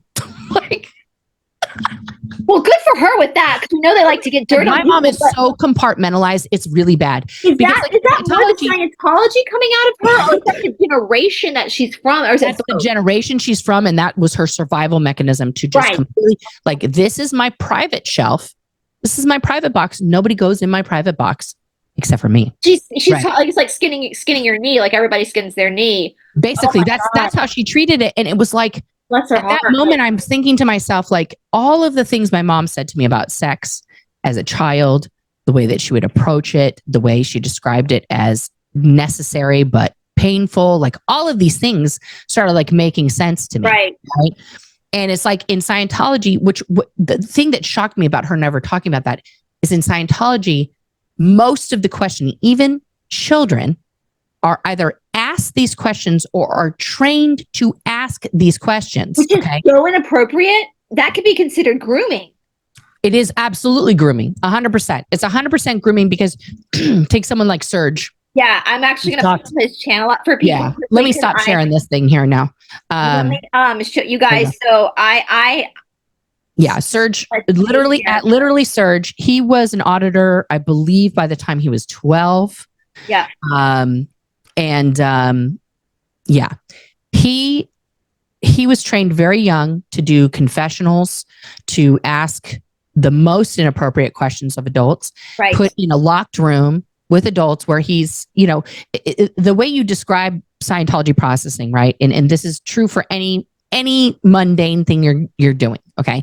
If it involves the e-meter, their little lie detector, to make yourself comfortable. Okay. People often unbutton their pants. They take off their shoes. Okay. So they're sitting there with their pants unbuttoned, men and women. Some women take off their whole bra and just like a 12-year-old potentially sitting on the other side of the desk. Correct. And then they're gonna put the person in session. So there's a rote procedure. This is all part of the hypnotism. This is all part of the control mechanism. So you're sitting across from another person, and you're taught to do this. I taught people to do this. Okay. So you go through the procedure of getting the e-meter calibrated to that person. Okay. They have to sit with their hands on the table where you can see them at all times, and you tell them squeeze the cans, and so they give them a little squeeze and relax their hands, and you have to get this like exact movement, so you're adjusting the sensitivity and all this stuff so that now it's going to read this person perfectly. Okay. And that's the e-meter. that was also built by child slave labor. Yep. Okay. Children in assembly line fashion at the international base in Hemet would build these Radio Shack knockoff lie detectors in a mass production line. Right? Like Laura has talked about that, about being on the e-meter assembly line. And actual lie detectors aren't admissible in court. Correct. And this machine, and also Scientology in the 70s had to admit, and there's a disclaimer that says this machine itself does nothing. It is a religious artifact and is protected under, religion, blah, blah, blah, blah. So they had to legally say, because of the FDA case, there was a big FDA case in the 70s, they had to legally say that the e-meter does nothing. It does nothing. It runs in a very small electrical circuit through your body. And it's somebody said the name of it, but it's like it's a galvanizer machine or something, but it's a fancier term. It just is reading the changes in temperature, basically, right, and reacting to that. So when you get the person there, then you have to say, very total intention to put the person in the moment of I'm in control and you're going to do what I say. You look directly at them and you say, this is the session. And then boom, that person hypnotically knows, okay, now we're going to talk about whatever you ask me. Right. And the questions could be totally mundane. They could be on your post, have you done anything that you regret? Right. Or they could be, regarding your affair with your husband, what overts have you committed? Right. Totally direct. And have they done it where they've just made up a scenario and accused the person a false confession? Mm-hmm. Yeah, because there's forms that Elron Hubbard has laid out that are the steps up the bridge to total freedom, and everybody has to do those. You have to do each one of these very laid out programs, okay, that ask very specific questions. And then if you get into a custom one, right, it's going to be dealing with your particular proclivity, problem, whatever. When I got sent, well, we're skipping all around in my story again, right? Okay, so here's the bridge to total freedom. A lot of stuff there. Yeah. So, and there's Leah and there's Mike. Okay. So the bridge to total freedom is you start at the bottom with various forms of processing, but mostly the purification rundown and basic things. And then you take each step up on both sides. One side is the training side where you learn to give this processing. Okay. And the other side, MLM. And ML, it is a total MLM, except for you don't get any benefit unless you become a promoter of the religion, and that's known as a field staff member, and you're recruiting new people to come into Scientology. Massive commissions on that, because you are then attached to that person for their entire career of Scientology. So let's say I got you in Scientology today, Bryce. Okay. I get you in, you do a $50 service. I'm going to get a $5 commission off that. And let's say you fucking dig it. You're this is the shit. I want to do everything. And let's say you're rich. So you buy what they would call a package. Okay. And that package is $25,000. Okay. And you plunk down that 25,000, I'm getting a huge commission. And I do that over and over and over. Then later, let's say you go from the first organization that I brought you to, now you have to go to the Mecca. You have to go to Flag. That shit's even more expensive. Every service you do afterwards, I'm going to get a commission on for the rest of your career in Scientology. So for power FSMs, they have hundreds of people that they at some point have recruited into Scientology. And their job is also to encourage people to get more stuff. And hey, have you heard about the new lecture series? Did you get that yet? They get a commission off of everything. But those people are generally, they are always people who are not in the Sea Org. Right. So you incentivize the public people to bring more people in to, and you're going to give them a cut of the pie. You're going to give them a cut of the pie because you have to, right? Sea Org members who are working their asses off, okay, doing the shit, get nothing. They get $50 a week, which taxes is taken out of. So when you get your $50, you get $47.32, and they tape the change. Everything is in cash. I believe now that they have changed that system because of if you follow Rosemary Brown's story of how they took out all these loans and credit cards in her name. Okay. What I believe they're doing now, because they know everything about you. They know everything about you. You fill out form after form that's called life history. where they make you write down everything, every person you've ever known in your life, every relationship you've ever had, every place you've ever lived, everything about your parents, your family. So if they call in to Chase Bank, they can just be you. They know everything about you. So this is I've been pondering this, Nora, and I guess this is a good time to ask this. And it's so funny because even though I'm 41, sometimes I feel like, oh yeah, the adults are still in charge, like I'm a child. And then this week I realized our new vice president is a year younger than me, so I guess we are the adults. So like it's like that was a big sign that It's wild to me. I'm 48, man. I'm going to be 49 this year. My boyfriend is, how old is he? 52. Like we are the adults. Yeah. So, and this might be a nuanced question. So here's I think about this a lot because as a human being, now I have my opinions. I've done deep dives. I'm not a fan of the Christian church. I've done a huge deep dive into it. It started off a lot like Scientology with the abuses, and now they're just everywhere. So they don't have to burn people at the stake anymore. You know, I would have been burnt. And what's that quote? If you weren't burned at the stake by the church 400 years ago, are you really living life? Like, I know I would have been burned at the stake. I'm sure Nora would have too. Like Oh yeah. So, but here's my thing.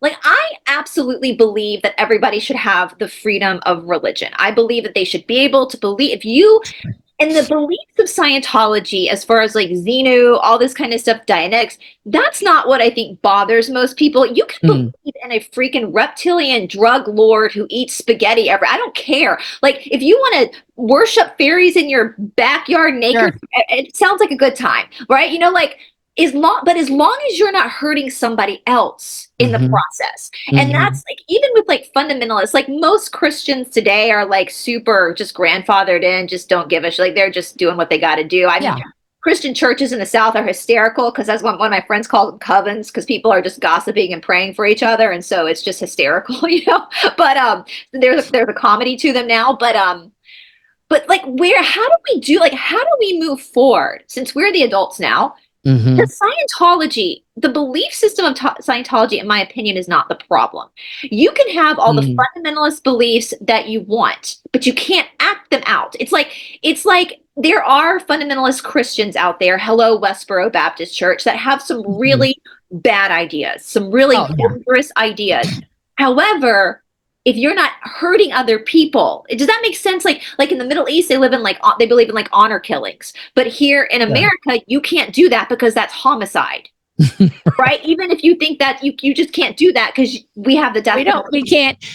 I mean, I've gone through a whole evolution on this, and I used to be of the mind that one day my hope would be that there would be no Scientology churches bilking people of money, and all of the works would be, you know, like if two consenting adults want to sit in front of each other and mind fuck each other, sure. But I've grown into a different belief because there is no net benefit of Scientology for anyone who touches it, for anybody who gets into it. You do not find a greater connection with people. You do not become a better person. You do not evolve into something better. Like, even like, let's take the Westboro Baptist Church. Okay, let's just take them. They're probably the most horrific example of twisting a religion on its head and the intention of the words of Christ into weaponized hate against people.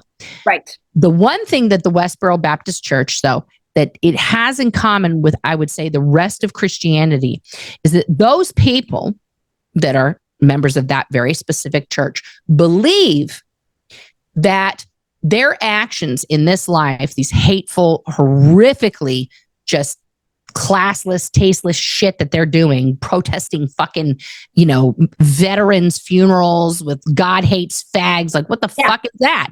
Okay. Yeah.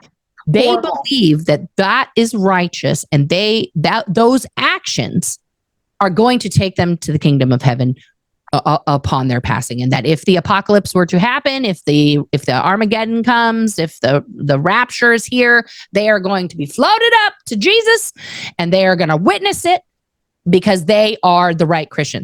And the regular Baptists believe they're the right Christians, and the Foursquare Christians believe they're the right Christians, and the Protestants believe they're the right Christians, and the Catholics believe they're the only Christians, and so you have all these different versions of Christianity that ultimately have your actions here on earth are going to equal your salvation later, right? Like in different varying versions, some very twisted, some very weird, but like it's all kind of the same. And if you're a piece of shit, you're going to go to hell and you're going to burn for all of eternity. So, hope you like the heat, right? Scientology is a never ending circle of, well, it's like the movie that Tom Cruise was in, Live, Die, Repeat. That but I haven't seen that. Oh, now I'm not like, listen, I never promote Tom Cruise movies, but Emily Blunt's in it and she's fabulous and I love her, everything that she does. But basically this movie is this guy, he's on this, he gets transferred to this place. It's a whole thing. And he encounters Emily Blunt's character, who's like this hero in this war. I don't think the movie is called Live, Die, Repeat. I think that was like, but if you Google that, you'll find the movie. He meets her character and she's this warrior. She's the greatest warrior against this alien invasion that of course has come. And then he keeps getting killed and then waking up at the beginning of the same day. It's like Groundhog Day, but it's alien invasion. Okay. And he eventually has to figure out why he's in this time loop and then figure out how to conquer the whole thing. Of course he does, because Tom Cruise, okay. But it's a well done movie. It's well done. But that is Scientology in a nutshell. It's like you go through this battle of good and evil that has been completely made up in Elron Hubbard's psychotic mind. You spend your entire life focused in isolating yourself from the rest of the world, knowing that you're bettering all mankind. No one fucking knows anything that you're doing. It's like ridiculous, like nothing. You're martyring yourself, right, for the salvation of mankind. Right. And then you know that when you die, not only when you get to the point of dying, you're going to consciously uncouple, as Gwyneth would say, from your body. Okay. and as now a supreme Thetan, you're going to go around and choose some cute Scientologists who are about to have a baby, and you're going to like talk to them. You're going to have a whole conversation like, hey, listen, I just died. Here's my Scientology resume. I would love to have that body. It's a business arrangement. I would love to have that body. You got some great DNA. I want your DNA. I want that body so bad. Like if that doesn't sound like straight up demon shit from the Bible, like I don't know what does. Like, give me the body. Like love is that essential love, because there are Christians out there that really, listen, Dolly Parton, Willie Nelson, Jimmy Carter. Those are three people that I go, they embody, in my opinion, the true words of what Christ taught, which was to love everybody, to serve your fellow man, that you look down upon no one. We are all human. You handle things with love. If you look at those three people, and RIP to Jimmy Carter, who just passed. He was from Georgia. Yeah, there you go. Fuck yeah, he was. My friend from elementary school puked all over the Jimmy Carter Museum pep talk wall on a field trip one day. His mama made him go, and he said it was pink all over the Jimmy Carter Museum wall. My God, that poor kid. He got in a lot of trouble for that. I was about to say his name, but I'm not going to, because don't out him. I just always remember him puking the Jimmy Carter Museums here in Atlanta. We got a field trip, and it was just pink all over that wall. So don't eat that weird stuff, man. But those three people, I think there's not a moment in their lives where you could look at them and go like, "Ooh, that was bad." Like we just got to look past that. Like these are three people who have been true helpers. Yeah. In every aspect of their life, always. I mean, Dolly Parton with her books, just giving away millions of books to kids. Mr. Rogers was a president. Mr. Rogers is another great example. Fred Rogers was like, he did on television what nobody else was going to do. When he had that scene with the police officer, that gentleman, we're talking about during segregation. Okay. Fred Rogers was like, we're going to make a statement. And it was a hot day. The scene was, it was a hot day, and Mr. Rogers is telling everybody, what's nice on a hot day is you just take off your socks and shoes and you just put them in a little kiddie pool and you just splash a little bit. It's having fun. And the police officer comes by and he tells him, hey, it's hot. What, right here. Why don't you come on in and cool off with me? No one, Black people were having that right there. That one, the Story Corps. That man right there in the Story Corps world is pouring liquid bleach onto Black children in a pool. That girl that's screaming is screaming in pain. Yeah. Okay. So Mr. Rogers did this. It was such a controversial moment that they did it more than once, as you can see. But the fact that he did that and it became like this regular thing, and he's even washing his feet and stuff, it was so huge that, you know, they did that because it would had never happened. He helped segregation end by showing that Black people are human beings, right? Yeah. That they're human beings just like everybody else. He lives the teachings of Jesus. There's a 100%. Rogers documentary. I can't remember what it's called, but and it's so funny. It's right there. Won't you be my neighbor? Oh yeah. Oh yes. Won't you be my neighbor, guys? It's just great. My boyfriend's older than me, but both of us have such incredibly ingrained. He was calm in the way he spoke, you know, and he took children with disabilities and he highlighted them. Yep. And he made makes me emotional thinking about it today. And he was an ordained Presbyterian minister, and he literally lived by the example of Christ. And I think he was also a war hero. Yeah. Here's a man who went to war for our country, did the shit you do in war, and still lived. Same thing with Jimmy Carter, you know what I mean? Who came back from that and still embraced every single teaching of Christ to as he was taught it. I mean, thank God for the church that they went to, you know. Right. And it was fun. And you see that reflected. I don't know if you watched his memorial, Jimmy Carter's memorial, but his grandson, Jason, who had held, I think, a Senate seat in your state,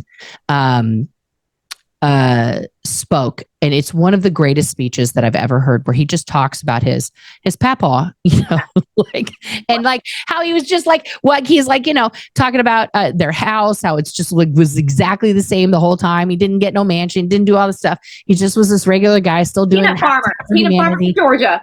Peanut farm from Georgia, y'all. And literally he got a cell phone and he's like, oh, I got this call.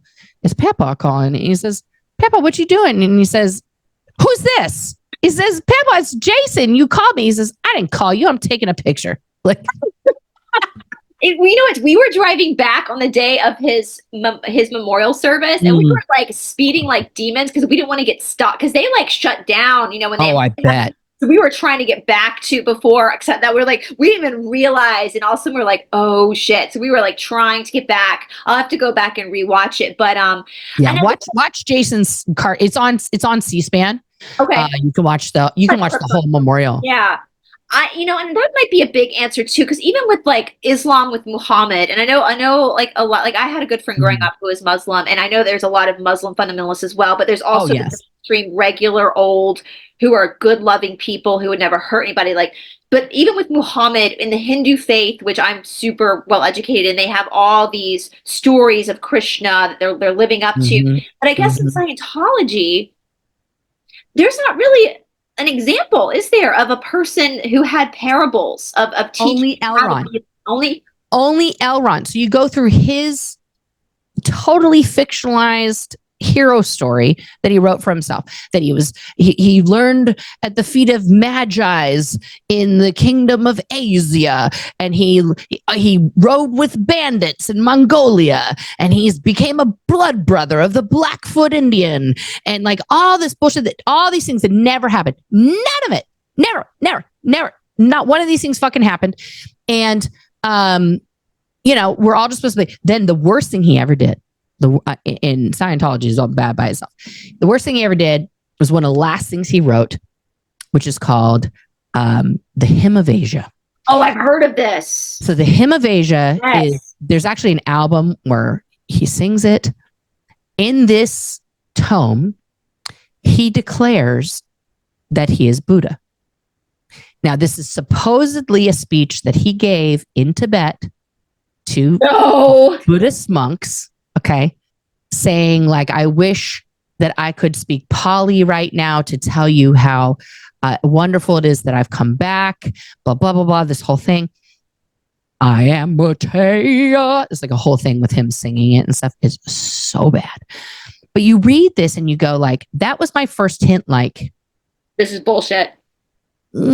Because first of all, I'm a kid of the 80s. I saw the Keanu Reeves movie when he's the reincarnated, fucking Dalai Lama. Okay. But Hymn of Asia, yeah, girl, it is so bad. It is so bad. Are they selling that bullshit on Amazon? I guess so. I'll pull it up Good here. God. An Eastern poem. That's what it looks like. So you're supering the, just total cultural appropriation with the symbology here, which, by the way, I don't know where he stole this like mandala-esque thing from. But if you zoom in on that, look at this. Look at this. I'm going to say, first of all, like, I'm not an expert on this, but I don't know what that is. I've never seen, so there's all sorts of different mandalas in India, Right. and in Tibet. They're a little bit different. Right. And Buddhism is an offshoot of Hinduism. So there are paralleling concepts. And that's what I want to shake every Scientologist out there and be like, you guys, he stole this shit from Eastern philosophy. But and you see this little bell thing? Doesn't that look like when people draw like the evil eye with the hand? Yeah, it looks like an alien almost. Right. So let me pull up. Let's see here. Let me pull up the evil, because the evil eye, that's also Middle Eastern as well. Right. I mean, I have an evil eye because I'm Greek. Those are fucking everywhere in Greece. I've got some over here as well. You don't got no evil eye. Like, you're not Greek. Get the fuck out of here. Like, you got to keep the spirits away. Yeah, I mean, it's and it is about and there's different, so you don't see that as much in India as you do like in the Middle East. And it's interesting because like you see a lot of, actually, if you look at like the missing books, that's what I was talking about. Like, it looks like that. Which like the missing books of the Bible, which is what got me in trouble when I started getting death threats from the fundamentalist. Those are fun. But they do, you can see that Eastern philosophy, like Jesus's or Yahshua's teachings are very much in line with like almost Hindu teachings, where the original definition for savior is one who saves himself by understanding your place in this world, that heaven is inside of you, all that kind of stuff. And so you see this like same kind of theme throughout all of this Eastern philosophy, that same. And the fact that Elron, and then we talked about this maybe last time, but I'm a huge student of the Law of One. I love the Law of One because it's very scientific in its perspective of spirituality. Where it has like, we're on a third density planet. So it's a little alien-esque, kind of like Scientology, but it's basically like you're on a third density planet. The point of this planet is choice. Because of that, you have polarity. You have left, right, north, south, east, west, dark, light, and you have to make choices, and you have to have friction to make these choices. And even for them to say, they call it harvesting, which I think it sounds very Stephen King-ish. I'm going to say like graduating, like when you die and you move on, your soul moves on. To move in the path of light, you have to be 51% service to others. So 51% good. So that leaves 49% of you that could be a total asshole. Even in that philosophy, they're like, listen, you're going to fuck up some. And that's okay. That's okay. As long as your intention is good. But to graduate on the negative side, you have to be 96% service to self. Wow. So it's harder to graduate. Total narcissist. You have to be a total psychotic narcissist to be able to be that depraved. Wow. So what the darkness will do, and they get into the whole like darkness and light and how it works, and darkness can't create anything, only the light can, although they say both paths are legitimate paths to the one. That's what a lot of people don't understand, is that there's a reason, but on this side, they can't create themselves. Think about photosynthesis, like it has to be the light that creates. Sure. What they take is they take the teachings from the light and they twist and manipulate them. Right. For service to self. So Elron Hubbard stole, from an outsider's perspective looking in. Oh, sure. Stole these beautiful teachings from the East that are very self-reliant and very much like making peace with yourself, healing yourself, knowing that when you fuck up, it's okay. Like, we just got to heal that. It's about your intention. He took that beautiful teaching and made it a multi-million, billion-dollar religion where children are getting abused. Yep. Why the fuck isn't the government stepping in? If you're being taxed, then the government needs to be stepping in. I mean, I'm sorry. Why didn't the government shut the whole fucking thing down after Operation Snow White that happened in the 70s? The single largest infiltration of the United States government nationwide, guys. It wasn't just in one location, nationwide. Until China just hacked us, like last year. But like literally, This group, 12 people were punished, one of whom was Mary Sue Hubbard, who fell on the sword for her husband. And then she was absconded with people, unless they worked directly for Mary Sue, like my mom did in the Guardian's office, because she was the head of the Guardian's office. Her name was never spoken again. She was gone from Scientological history. She lived in the rest of her life in a house in the Hollywood Hills that was guarded 24/7. People were not allowed to know where she lived. Her children were all absconded to the Sea Org, except for Elron Jr., who left and like tried to stay in contact with his mom, but like they were separated. Ron DeWolf, he went on to have a boatload of kids, and he spoke out a lot about what his dad had taught him, because he was grooming him to take over Scientology. And he basically told his dad at one point, like, this is all a continuation of the black sex magic cult. Every single thing, every action that people do in Scientology is a part of a massive spell to keep the portal open for the beast to come through. Okay, so I pulled this book down when you were talking about Vietnam. You guys, I'm gonna show it on the screen though. I've talked about this book before. Where did I put it? Oh, here it is. It's called Dead Names: The Dark History of the Necronomicon. Now, my friend Mike, Rocker Mike, who I met through Doug after Doug had passed away because I took on his Son of Sam stuff, he had recommended this book to me. Now, I love studying the occult because I find it very fascinating. And occult just means hidden. It doesn't mean necessarily nefarious. Again, it's like a knife. Like my teacher in India talks about this. Like, a knife can be used to either hurt somebody or cut up fruit to serve somebody. Right. It's how you use it.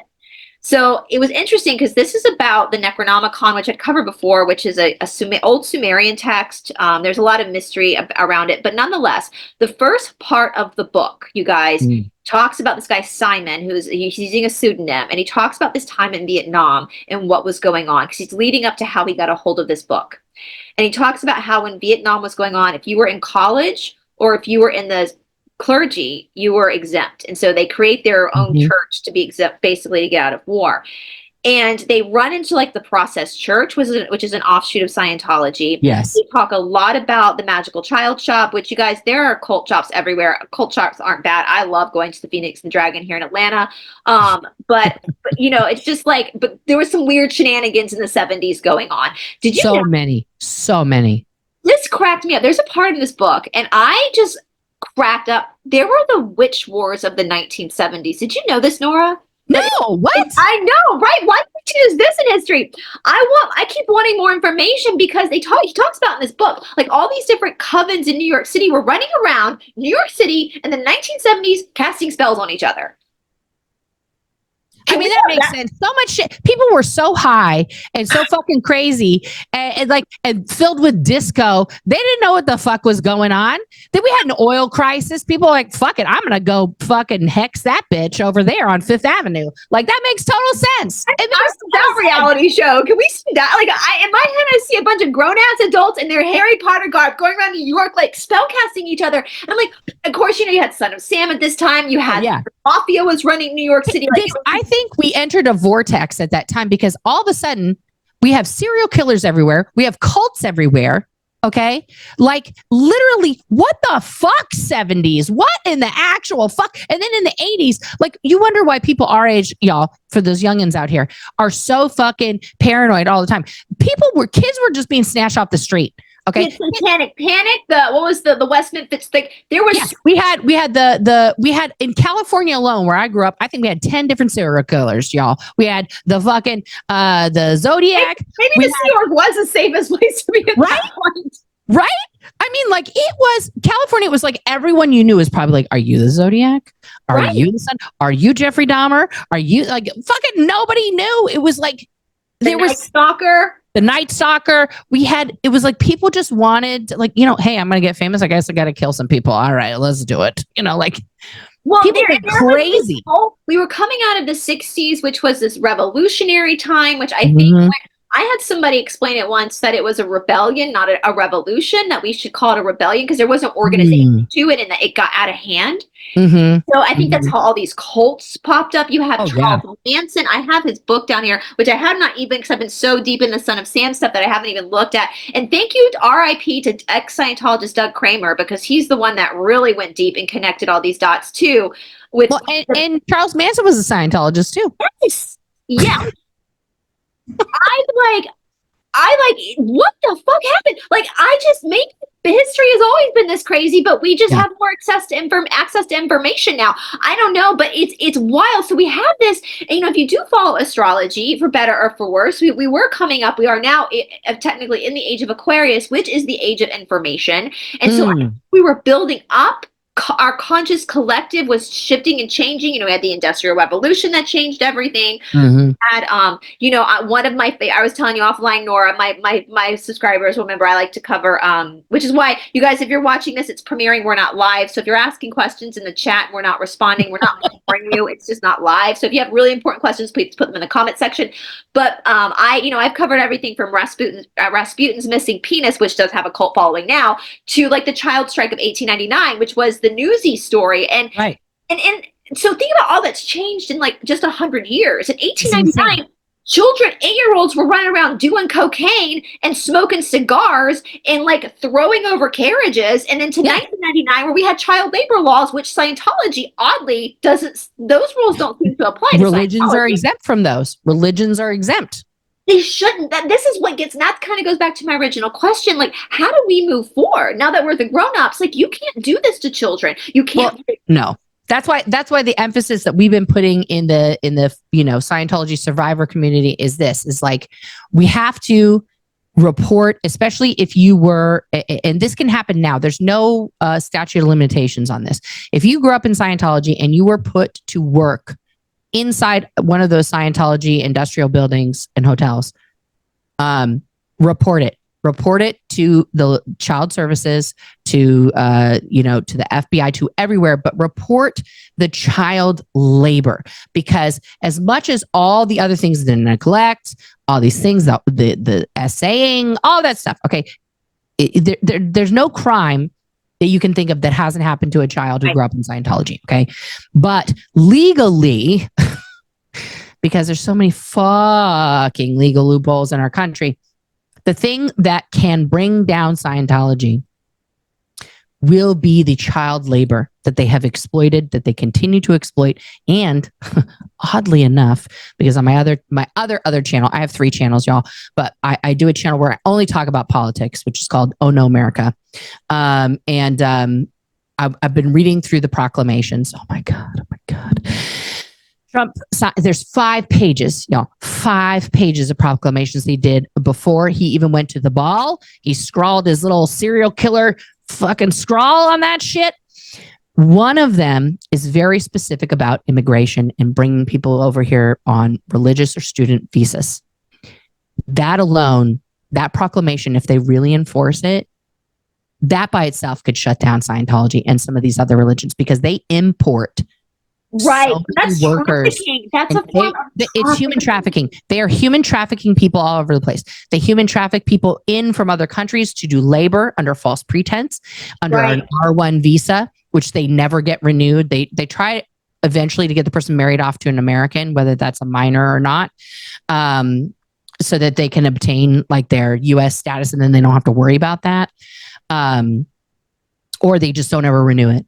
Because they keep once a person arrives here, like let's say, and they're big on Central and South America right now, like really trying to recruit very heavily in the Latino community. So let's say they get a person from Argentina and they fly them up. They're gonna work in Florida at the Mecca. So they got their little visa, they get them in the country, and then as soon as they arrive and they're starting their little boot camp brainwashing called the EPF, the Estates Project Force, they take all of their personal information. They take their passport, they take their visa, they take any identifying, and security, which is a place that nobody can go into except for the security guards and executives, holds on to that in a vault, in a safe. In my opinion, that should be illegal. You should have a kidnapping room where you have all your documentation. So if we get this this proclamation enforced, it could end. You're saying it could end, actually end and protect these children from being. We could get everybody out.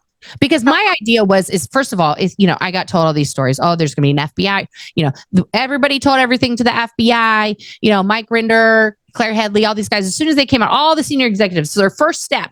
Oh, I'm out of Scientology. Where's the FBI? And they went and told all this stuff. Mike turned over his thumb drive. Blah blah blah. In 2017, the FBI destroyed all of that. They destroyed all the evidence, all the testimony, everything that all those people had given. It does not exist anymore. It's destroyed. They gave up on their investigation. They're not doing it. So what kickback, my question then would be, what kickback is the United States government getting from Scientology? Well, first of all, they have people in every level of government. They have people they have people everywhere on purpose so that they can keep the pressure, because what the FBI does internally in America, where they're spying on Americans, let's be honest, they're keeping tabs and all this other stuff, hello, I love America. Okay. Just to make sure.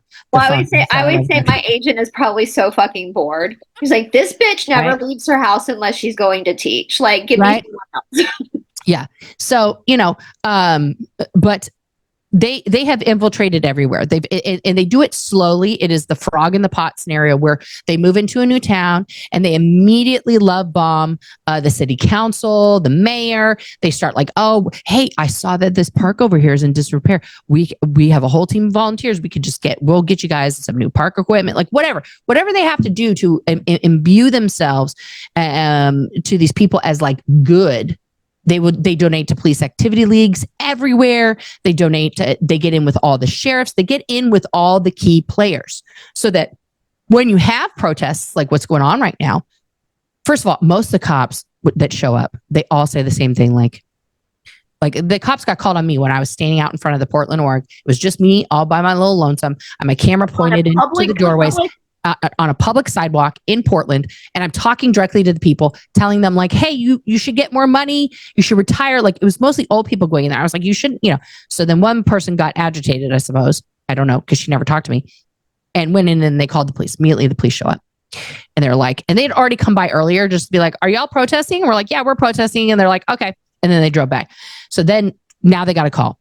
So the cops come right up to me and they're like, what's happening? I said, oh, I'm live streaming on YouTube. I'm protesting. I'm a former member. I give them my whole yada yada. And they're like, okay. Meanwhile, the Scientologist like holding the door open, like, yeah, you listen to her, So then they go in there. They're in there for 20 minutes, y'all. 20 minutes. And I had noticed that they did this in Seattle too. They were locking the doors from the inside.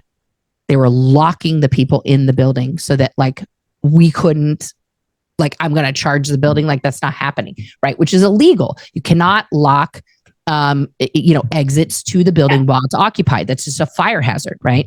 So, and I even said that to the cops, like they're locking the doors.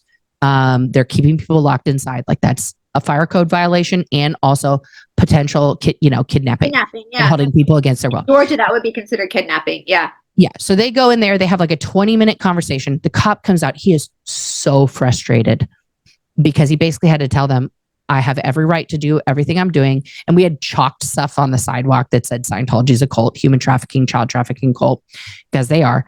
And so he was like, listen, like he literally rolled his eyes like, is there anything else that I can do for you before I leave? And I'm like, so I start trying to tell him about Scientology. He's like, ma'am, please stop. I know already. Like, that's all I can say about that. and then he had to go. So it's like the police know. The police in these states who have encountered protesters, who have encountered ex-members like myself, even the police are getting paid tens of thousands of dollars to protect Scientology in Los Angeles. They're so in with Scientology. They know. But legally, because there is no way to enter a church building to do anything like inspect it, whatever, outside of normal inspections, law enforcement has their hands tied, right? So unless a person comes running out of that building, naked, bleeding, like I'm being attacked. I'm being held against my will. There's no case. There's no probable cause because every single one of those brainwashed drones are going to be like, I love it here. This is perfect. We're helping all mankind. Would you like to see? I have a whole video about it. You know, like they're just going to do their robotic programming. And so a lot of people have been like, you know, if a raid happened, you know, which apparently there was one planned and then it got canceled and it's a whole stupid thing at the international base, most people would say, I'm here of my own free will, right? What I said is that in order to get Scientology shut down, if you're going to do it from a law enforcement perspective, every raid on every Scientology location down to their teeny tiniest little booth on through the international headquarters and everywhere else it's located would have to occur simultaneously. So number one, it's never going to occur because you don't have enough law enforcement personnel to pull something like that off. But let's say hypothetical, you could. What I would have them do is just literally get every person out of the buildings and we're going to line them up. We're going to line up every single person. And the law enforcement personnel are going to go down the line and say, listen, I need specific information from you so that we can release you and continue the investigation. I need your name and I need your identification. And if people cannot produce their full name and their identification, and then you can separate out the children, you can separate the foreign nationals, and then you can ask those foreign nationals, where's your visa? Where's your passport? And if they don't have those things and all points back to like it's all locked up in the security office, then they're going to get in that security office and they're going to see a lot of expired visas. They're going to see a lot of people. I mean, talk about people who would fit under that proclamation of needing to be immediately repatriated back to their home country is filled in the Scientology buildings because they don't have enough not Native Americans, but Americans. Born American nationals to do the work. Right. And so many Americans have gone into and left the church. Yeah. And are out here speaking about it or not speaking about it, just being like, fuck that place, that they have to literally import foreigners. And they're in battles in other countries constantly, in France and Germany, and now some shit's going down in Denmark. I got to go watch my friend's video, Scientology up north. She's doing a whole thing because they were making really great inroads there in Denmark. And now apparently some Scientology's fighting back. They have billions of dollars. They want the court cases. They will sit there in court until you are bankrupt, until you have bankrupted every generation that will come after you. Okay. Because it's so diabolical. They have that much money. And that's the thing too, like we know the Catholic Church also has a lot of money, but they've had 2,000 years to accumulate that money. Right. How did Scientology get so fucking rich in such a short amount of time? Like this is what's so, I will say, you guys, I've been to Clearwater a couple of times because my boyfriend's family is from south of there. And we actually went there specifically. Okay, so that building right there in the top, in that first one that's all lit up. Yep. And then also over here, it's the same building that has the ribbons on it. Yep. So that building is the one with the ribbons on it. That's the Fort Harrison. They reopened that. But the big weird castle looking one, that is the superpower building. And it is the prime example of the Scientology real estate scam. So prior to Elron's passing, he was basically like, listen, guys, get whatever fucking building you want. Don't spend a lot of money on it. It's not about what we look like on the outside. It's about what we're delivering. Right? We got to deliver perfect tech and then people will want more Scientology. They're not going to be looking at the curtains. They don't give a shit about that. They give a shit about feeling better and doing better as a person. Right? So back in those days, back in those days, if you went to a Scientology org, like when my mom used to bring me to the San Francisco org, when I first started my first courses when I was 12, that thing was a falling apart, man. That was a piece of shit building. I mean, like fucking railing on the stairs. The elevator didn't work. Crazy, right? But it's like, we're doing Scientology. We don't care. You're in broke ass chairs and shit. It's all right. It's good. Scientology. So after Elron's passing, and there's a specific policy that says like, don't buy buildings. Don't do it. Don't do it. Elron says that. So David Miscavige was like, you're not the dad of me. You're not my fucking dad. And so he goes and he basically, that superpower building, like I said, is the prime example. So they go to the public. And he started this whole new scheme called ideal orgs. So for an ideal org, everything has to be ideal. We have to have the perfect building. We have to have the perfect interior. We have to have all this stuff. So they go to the public in whatever town, in Savannah. Okay, let's say they're going to open a new org in Savannah, Georgia there. So they go to the Savannah public, which is probably like 10, 20 people and say, listen, we found the perfect building. It's in downtown, it's a historic building, but it's going to cost us $2 million. So need y'all to do a fundraiser get that $2 million to buy that building. So they do the whole fundraiser. They're doing dances. They're getting people to spend, donate. They get the 2 million. Boom. Now we can purchase the building. Then they say, okay, guys, now we need to renovate the building because it's not up to Scientology standards. We need more fundraising. So the public, again, donate. That costs another 2 million. They renovate it. Okay. Now we're going to have the grand opening. And what they do is, because they don't have enough people to actually man up this org, they just sort of pick people from other organizations and tell them, you're now this org. So they go and they open it. Then that organization, okay, what the public don't know is that Scientology already bought that building before they started that first fundraiser. They purchased it. There's an international landlord organization. They buy the building. Then they fundraise for what the building cost to recoup their money. Then the fundraising for the renovations also doesn't cost that much because most of it's done with internal slave labor, to make shit and build it and install it. No outsourced stuff. There's very few contractors that they will use, and all of them are paid in cash. I can promise you that. Then what they do that's even more diabolical. So they've had 2 fundraisers for this building that they already had purchased. The people that move into that building that are now delivering Scientology and all that stuff, they have to, as part of their weekly income, their gross income, a portion of that is now a mortgage that they pay to the International Landlord's Office, because the mortgage is now what the current market value of that building is after its renovation. And they have to pay that mortgage. So it is a complete never-ending real estate scam. That superpower building, they raised $400 million for that shit. This is money laundering. Yes. Is it not? Yes. And all of that money for all these, because everything is a separate corporation, right? Every single church that you see is a separate entity. It's a separate corporation, right? There is no Scientology. That's the joke, right? So the Church of Scientology of Atlanta is its own corporation. The Church of Scientology of San Francisco, its own corporation. The big blue buildings, even the Sea Org organizations, right? The whole Blue Center, each one of those little buildings, its own corporation. Every single entity, author services, all these other things that you think don't have to do with Scientology, the way to happiness, all its own entity, all flowing upward to 2 or 3 major things. 1, to the International Landlord's Office to pay those mortgages. Okay.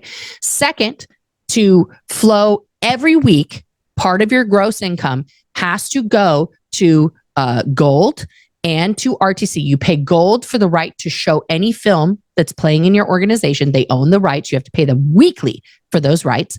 And then you pay to the licensing for the trademarks for Dianetics and Scientology and Elron Hubbard directly to Religious Technology Center. So all this money is flowing up, always to one place where David Miscavige sits at the top. All of that money is in offshore accounts, far away, in tax shelter, tax haven accounts in the Caribbean, on Cyprus, and all these places, right? Where as a religious organization, no one is checking what's going on. Each individual corporation has to do a tax audit to show every year, has to show all the pay that they paid out, what they paid to who, and all these other things are just religious. It looks like normal religious, like tithing, right? There's all these little tithes that have to, meanwhile, they are sitting, like, for example, Celebrity Center International, Dave Pettit is he's the only commanding officer on planet Earth. This is why he's one of the most dangerous people and why David Miscavige lets him be the most closeted gay man in the world and hasn't kicked him out of Scientology yet. He did a scheme to scheme the scheme. Okay. We used to live in the Wilcox, which is at the corner of Wilcox and Selma, which is now a hotel that you can stay in. It costs 10 cents a night to house people there. At some point, he finished paying off that building. So he owned the Wilcox. And so he slowly started putting aside this fund that was kind of like off the books, a slush fund. And we would sacrifice food, we would sacrifice pay, we would sacrifice bonuses to this slush fund. And so one day he announces that he's done a miracle. He's sold the Wilcox, and we're all like, where the fuck are we living? He's like, it's all right, it's a whole deal. And we've bought our building, the Scientology Celebrity Center. is now the mortgage was fully paid off. I cannot tell you the upset that caused David Miscavige, right? Because like this was his goal to get that off of the costs, like for the thing. So after selling the Wilcox and paying off the mortgage, Dave Pettit has now bought pretty much every building that surrounds Celebrity Center International. Okay. If you go to drive by Celebrity Center when I lived in LA, I will say, I mean, it was always kind of at night because I was at bars, but it was kind of creepy over there. Like if you go, can you go to Google Maps and find that on Google Maps, and we'll go to Street View? Drop it down and let me pull up Google Maps because my computer's old. So it's but see, he's created now. This is why, but he's going to get away with it because that is the celebrity mecca. Like Flag in Florida, right, is the mecca of Scientology. Celebrity Center International is the celebrity mecca. When Tom Cruise is feeling down and out, he either goes to Flag or he goes to Celebrity Center to get counseling from the very special people who are allowed to talk to him and look him in the eyeballs, right? John Travolta, all these things, even the minor celebrities like Elizabeth Moss, who's born into Scientology. That is where she's going to go to get, kid glove, just VIP treatment. Yeah. Yeah. What's the address? It's got I'm going to 5930 Franklin Avenue. 50. It's got my address here, so I don't want to accidentally dox myself. No, don't dox yourself. 30 Franklin Avenue, Los Angeles. All right, let me pull it up here and then I'll pull the map up. I'm glad I had to take us off screen anyway. No, I do that all the time. Where's all my texts? Damn it. Doxed myself. All right. So that little dot there, right? That dot is, and if you go to Street View and you can start on Franklin, right? Where is Street View? Am I missing it? Oh, right here? Yeah. The little guy in the corner at the bottom. The little dude. Is that it? Okay, so now we are on Yucca, and that is technically the front entrance. There's a little horseshoe there. Okay, if you flip around, get it to spin. Can she turn? Oh, it didn't turn. It popped me back. It might be my computer. Just go to the little guy. You have to find the street again, and then pull him onto the street. Nope, that's not it. Hold on. You got to zoom way in. Actually, my computer is so old. I might have you do this on your. Can you? Okay, let me pull it up on my screen here real quick. Yeah, I'm scared my computer's going to just shut down. Your computer's like, not today, Satan. I pop back to my address accidentally, and then I have a stalker that's in the middle of court cases right now. So that's fun when you're on YouTube. Is when you pick those weirdos. Oh, I have one. I gotcha. Okay, so let me share these on my screen here. Here we go. And share. All right. So I'm going to zoom in.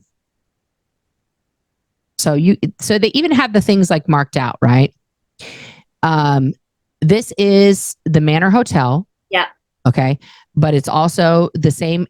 All the services are inside of here. I love how they make the entrance from the parking lot to be the thing. Now, this little secret loop-de-loop, I love that Google Maps has that. There are two entrances to get into the parking lot. This one right here takes you to this upper parking lot. This one takes you inside here. It's a little loop underground underneath the upper parking lot. But that little line right there, that's the secret sauce. There's a gate right here in the underground parking lot that unless you are an approved celebrity, you do not know the code of. And then there's a secret parking area for just celebrities, right? And then they can walk underneath here. There's a little tunnel and they come out right here, which is where the president's office, like they have a little pavilion, just like garden area right outside the president's office, and then they can walk in. They don't have to walk in through the upper parking lot to go through the cafe, to go through the people, or they don't have to walk in that other entrance that you saw here. So I'm going to take my little guy here. So they don't have to mix with the regular folk. No. And they keep these trees nice and big on purpose so that a lot of filming, this is new. They never used to have these gates up. This is new, and that's because of the protesters. And so they don't even want cars and taxis and Ubers and stuff driving in here. Now, ironically, they will have signs posted everywhere like this one. Let's see if we can get a close-up of that sign. It won't let me. But this is the Manor Hotel. This sign says that it's open to public. All are welcome. Okay, so this is Tamarind. Okay, they have slowly bought up almost every single one of these Oh, apartment wow. buildings. They used to be filled with Scientologists and just regular folk. Okay, this is the Shangri Lodge. That is partially where Jamie Mustard and his brother grew up. That is now owned by the church. This mural has pretty much always been here. That's not like new or anything. But this, oh, Nora, stay on the right thing. This right here, this like backing on the fencing, that's new. Now this entrance right here, this is where a lot of staff go in. You have to have a security card to get in. There's camera. They put this up in the last few years, which is they were trying to grow like wisteria and stuff, but just so people couldn't like stick their selfie stick, like over. Yeah. But down here in this area, this is where all the executives have their office. This is where Dave Pettit has his offices. This is where HCO is, where ethics is. Also, if you go through further, that's also where the purification rundown is. All in the basement, right? All the things you don't want to be seen are there. Now, in this driveway here, if you go back, there's another entrance that you can go in. This is the loading dock area. As you can see over time, let me see if I can get, they have invested in their own huge shredding machine, which they shred everything. This building is another place where Sea Org members live now. And also hotel guests. So they've expanded. People can pay to stay here. They bought that building. I don't think they bought that one. They did buy, now this is the building. Is this it? Yeah. This is Bronson. This building right here was the first one. It used to be called the something Crest or something. I did renovations in here while I was on the rehabilitation project force. We completely gutted the building and redid it. Now, Scientologists, that's the Copa over there. Scientologists were living here. They'd been living there basically like rent controlled for like 20 years. They've been another person owned the building. We bought it. We told Scientologists, you have 2 weeks to find somewhere else to live. 2 weeks. Isn't that against the law though? Even to evict someone, you have to give them. Yes. And then because some people fought back because some people weren't Scientologists and the Scientologists found out about it. They own this building, the Copa also. And they own this one that they painted blue and white here. So they own this whole block that's across the street from what? Celebrity Center, right? Where you've seen Laura protesting here. We did a very big protest. This is the upper parking lot. There's the garden pavilion where they hold a lot of events. When they have the Celebrity Center Gala, which everybody's seen pictures of 100 times, people are in tuxedos and all this stuff. They turn this parking lot into an outdoor 5-star dining experience. Okay. That's what they call it. That we've turned it into a 5-star dining experience. They put black carpet down. They put fancy tables and chairs. Like, they go to a wedding place and just rent out a bunch of shit.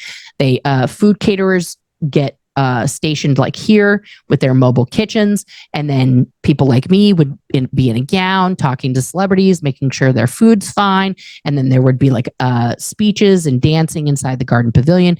And they sell those tables. As an example, during these events, you can buy a table for $5,000 to attend this event. And all that money just goes into the pockets of Scientology. All that money is tax-free. And this is the underground entrance right here.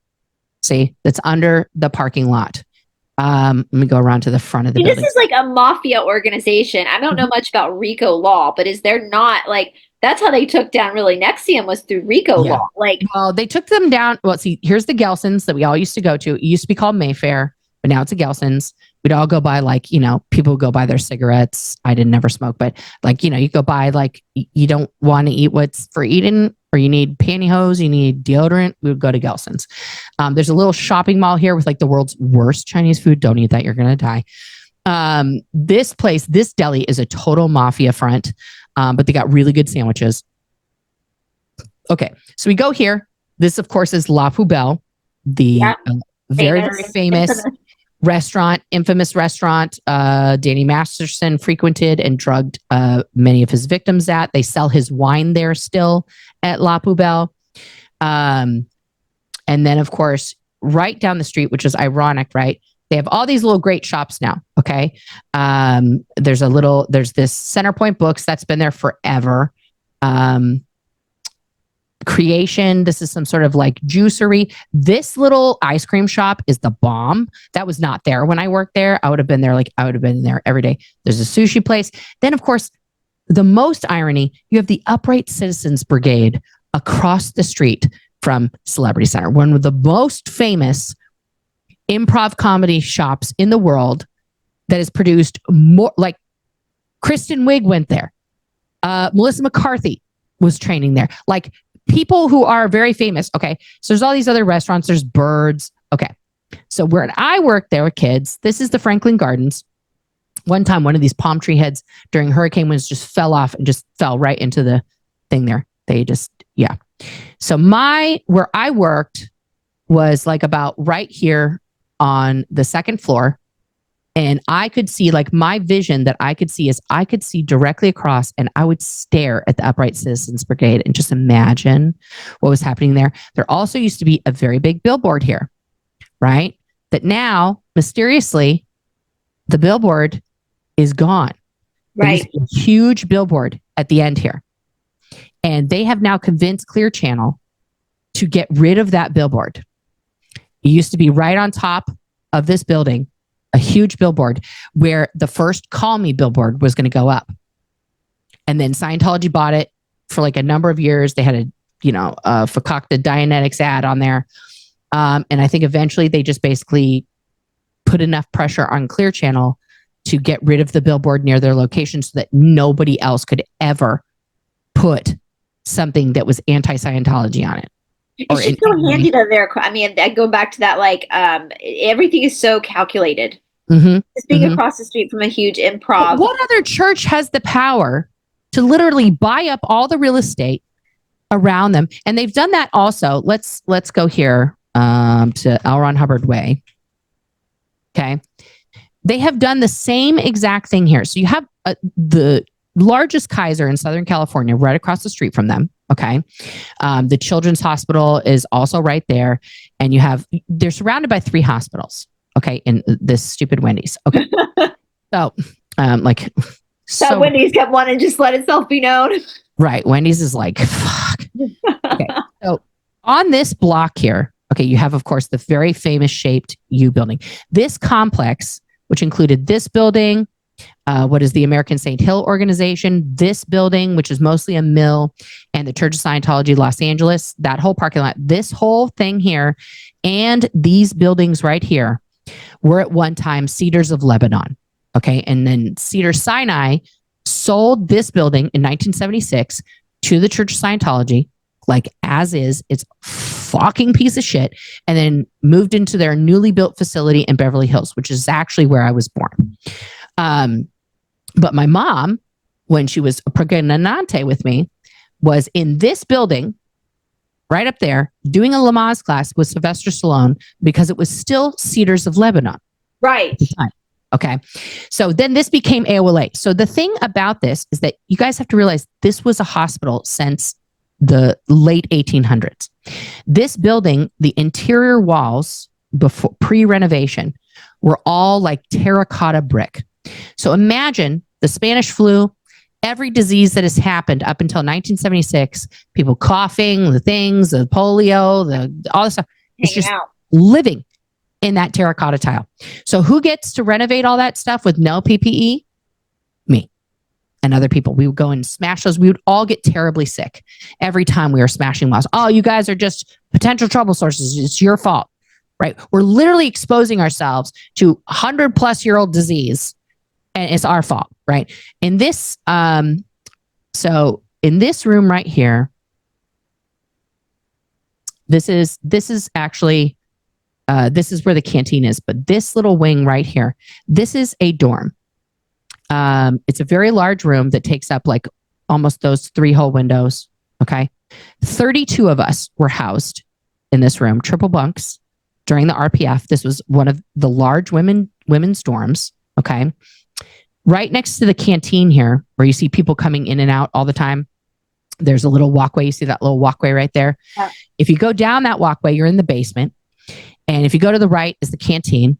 And if you go to the left, you will find what is called the universe core. So every org, as part of this ideal bullshit, is supposed to get a group of senior trained people to get all of the staff, all of the C organization up to the upper levels. This is the promise. Like, you're a good person, you do your work, you now get to go clear, you get to go OT, you're going to become this totally free being.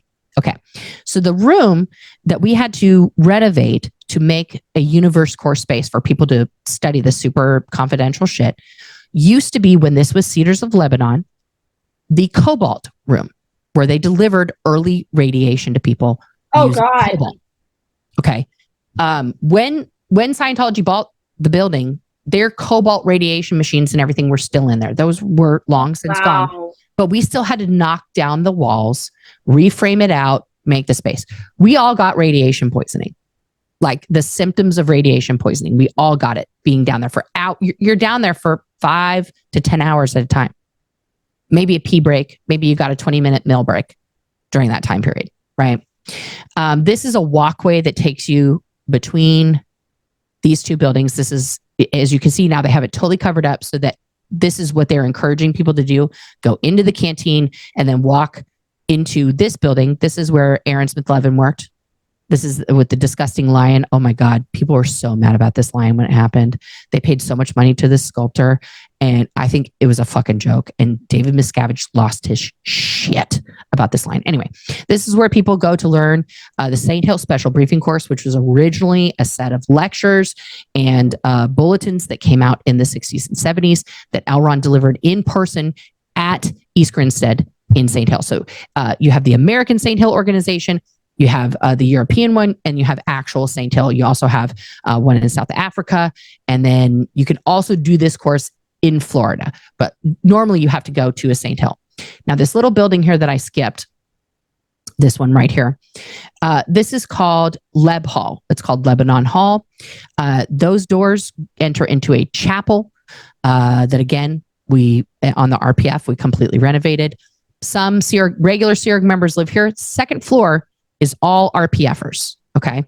Now I checked because I looked at aerial views. They finally demolished from the second floor, which was an illegally built structure that they had after I revealed the illegally built structure. Of course, they got rid of it.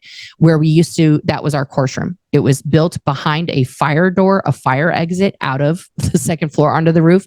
And then they just built a room so that RPFers had a place to do their courses without disturbing or taking space away from all the other people.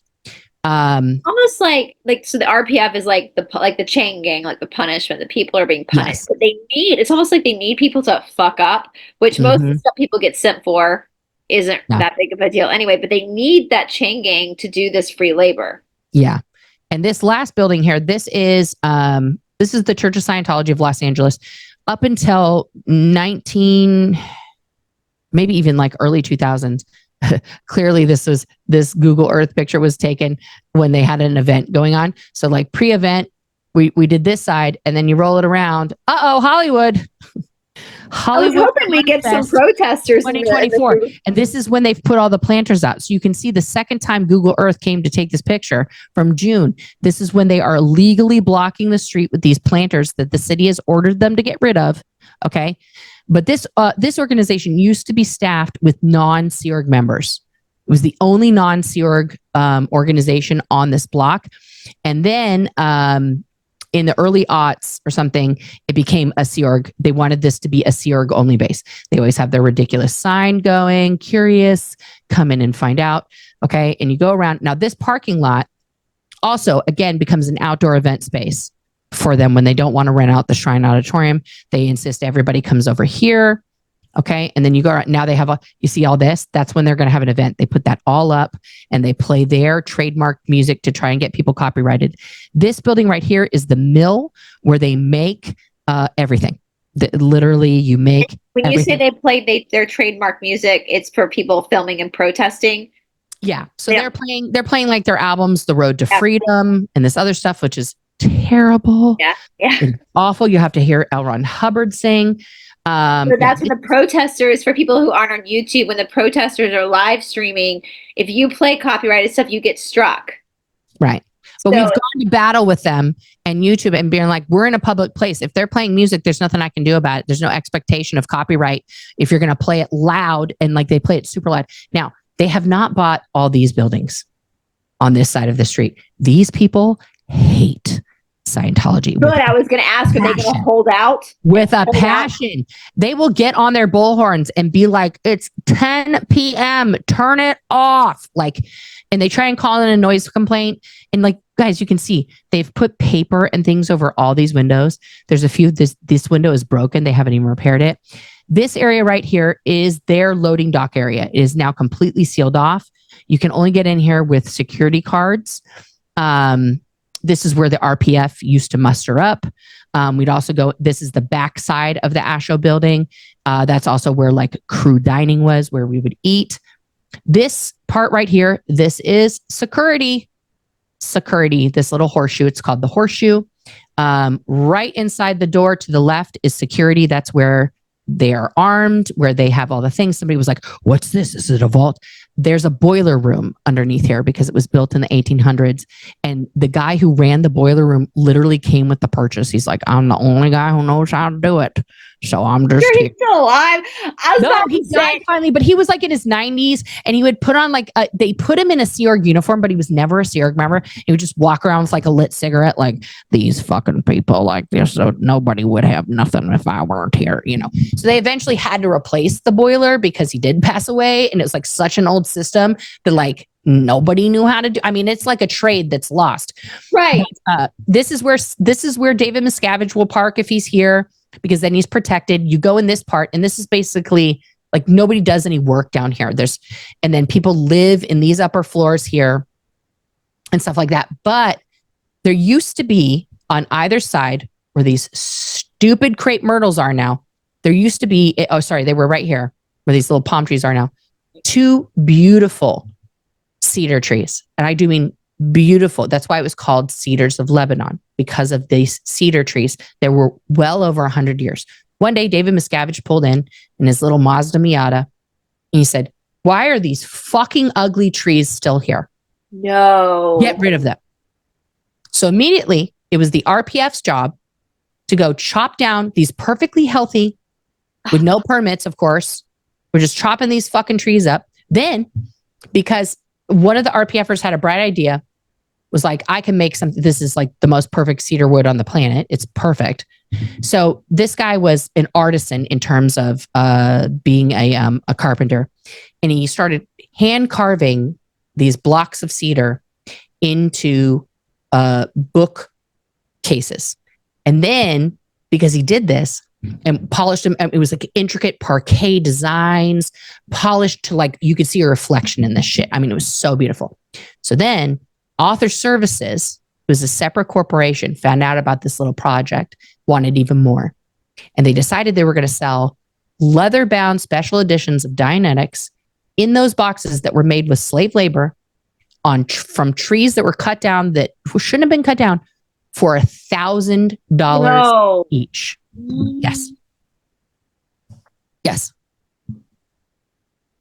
This is so infuriating. As an American citizen, someone who has no, I mean, and because I lived in LA right after college, and even back then in the late 2000s, Scientology was already everywhere. Oh, yeah. Even though no one really knew much about it, I had one encounter with them, and I was too busy chasing boys, and I thought they looked weird. Their eyes looked weird to me. So I was like, no, like I'm going to go to the bar. But I can't. So my boyfriend's family, who settled that area of Florida near Clearwater, his great grandfather, who settled all that area, also established the Methodist Church that my boyfriend was he was baptized in. But his mother still goes there, and they have all this historical stuff, paintings. Well, this new pastor came in. They're total narcissist. This guy wants to be one of those huge, happy, clappy churches that are televised, like Joel Osteen, like beautiful. Old, and that's the thing about these old churches. Like they're so gorgeous, well made and beautiful. And so he pulled everything out. He was going to throw out the pews. Well, my oh my God. My pseudo father-in-law went and like got them all. And so my boyfriend, we drove back to Atlanta with pews on the back of the truck, and they're in our yoga shala now, but they're so finely made. They're probably gorgeous. back in those days, they like made really, and this kid obviously knew craftsmanship to be able to make to do this, but Yeah. you don't see that much. And then to take these fucking narcissists that destroy this. Well, I was laughing when you're talking about Savannah, and it could still be in LA. If you guys want some voodoo priests and priestesses to come out and conjure up some of those spirits, Let's do it. Let's get the witchcraft back in this. we can bring back some spirits that are pissed that can wreak havoc on that place. But I want to show you too, as we were talking about Clearwater, there is a channel, you guys, called Doogie. Oh, let me stop sharing so you can do it. Here you go. Well, have you seen this, Nora? He's a storytelling channel. I love his channel. I listen to his stories when I'm cleaning sometimes. I have seen him, yes. He's got a huge channel. Yeah. It's the cult that was watching my every move. I'll tag this down below, you guys. Yeah, it's this is a great. Yeah. Yeah, I don't know if it's true or not. I watched him being interviewed. Some of his stories are, and some of them aren't. They're just made up. He's a great storyteller. Mm-hmm. So it talks about the Clearwater stuff because we've driven up to Clearwater twice. We've been down there just to snoop around, just to literally like. And as somebody who's a non-Scientologist, that is one of the creepiest towns. Yeah, it's a ghost town. They've taken over everything. They've destroyed it. Clearwater has no vitality to it. Scientology owns almost every piece. Every hotel that ever goes up for sale, they buy it. We felt like we were being watched. You were. We're just walking our dog, just kind of walking around. At one point, some Sea Org members came out and were like, "Oh, the dog!" And they're like petting Robbie, our dog, and our dog was just loving it. And I was like, "Oh, great! Now Robbie signed his billion-year contract, right? Behind." And we weren't even protesting or saying anything. We didn't even mention, but we were just like, and they were all getting out in their little uniforms and running on the bus, and they were out. Some of these people that I'll never forget this one woman who was Asian, and she was probably in her 60s. Sure. And I saw her running to get to the bus, and my heart just broke. I thought, you should be in your retirement. You should be enjoying your life right now, and you are being treated like chattel. Yeah, exactly. And I will say one thing that's interesting, the law of one talks about in the side of darkness, there's elitism, there's a order. On the side of light, there's not. People have their roles to play, but everybody's worth is equal, and they're treated equal. So I'm like, that was huge to me. Like, if you're in a situation, in any type of religion or philosophy, you're going to have the teachers that are going to teach you, but are they treating you like you're less than, or are they honoring you as a human being? Right. That's a huge difference in someone's intention. I always tell people, a cult leader's job is to always be needed. A teacher's job is to eventually not be needed. Right? And Nora, we're coming up on almost 3 hours now. We haven't even gotten here. I'm so fast. I'm just sitting here just like, I'm like, keep telling me the juicy stuff. Especially after living in LA, because I'm like, I know where all this shit is. Yeah. And guys, when I lived there, again, Scientology was just this weird religious thing. Like there was no aftermath. There was there was none of this like public exposure of Scientology. Right. It was just some weird religion that the famous people did, right? Yeah, because it's always been known as a celebrity cult because of Tom Cruise, because of John Travolta, because of Kirstie Alley and these guys. And so people think that that's the whole thing. And it's not. It's not even the tip of the iceberg. They get treated, they get a totally different brand of Scientology. They're not even in the regular Scientology, so. I now think, I'm glad that Danny Masterson, that justice has come to him because of what he's a father of a little girl. Like, that's just a fucking human. And I know that those type of men exist everywhere, but and part of me, my heart goes out to the Jane Does, and as a woman, just in general, as a woman, to have to stand up against your attacker is one thing, but to do it against a cult too is a totally. So my heart goes out.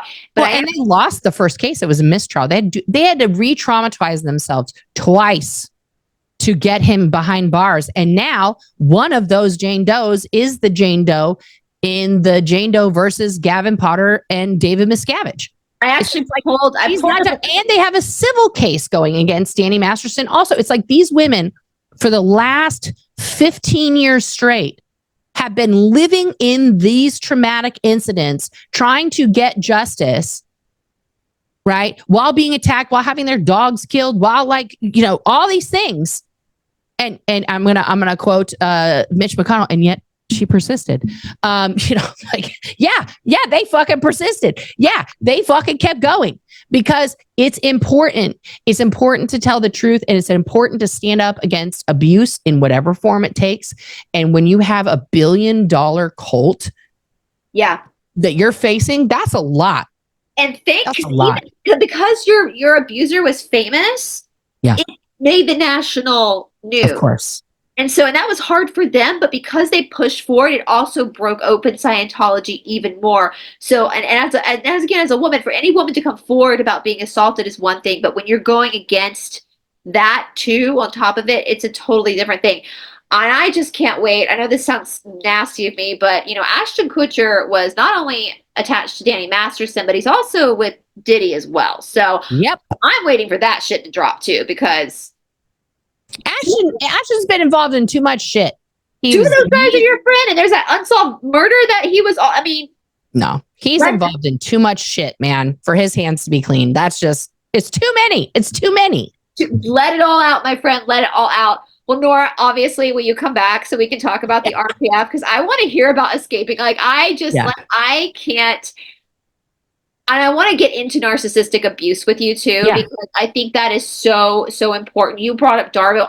As someone who's gone through trauma therapy for narcissistic abuse, I'd never heard of Darvo before, and I thought that was brilliant. And so I can't, because that is exactly what narcissists do. They reverse and make the victim the perpetrator, and that they're always the perpetual victim. So I want to talk about that, because even though with cult situations like Scientology is so big and it's so it's an eccentric narcissistic abuse, but they use the same playbook. And that's why these stories are so important, because whether it's a cult or a business relationship or a romantic relationship, you're going to see the same playbook being used over and over. It's because they're not creative. Narcissists have to steal. They're not creative. It's true. And I will say, we'll leave it on a cliffhanger, because I feel like even for me, where after I learned what a narcissist was and I went through trauma therapy, I became obsessed with studying narcissists, because all of a sudden also got fascinating, because you start to see it. You start to, all of a sudden, when they call it the fog. So the fog, so fear, obligation, guilt, when that lifts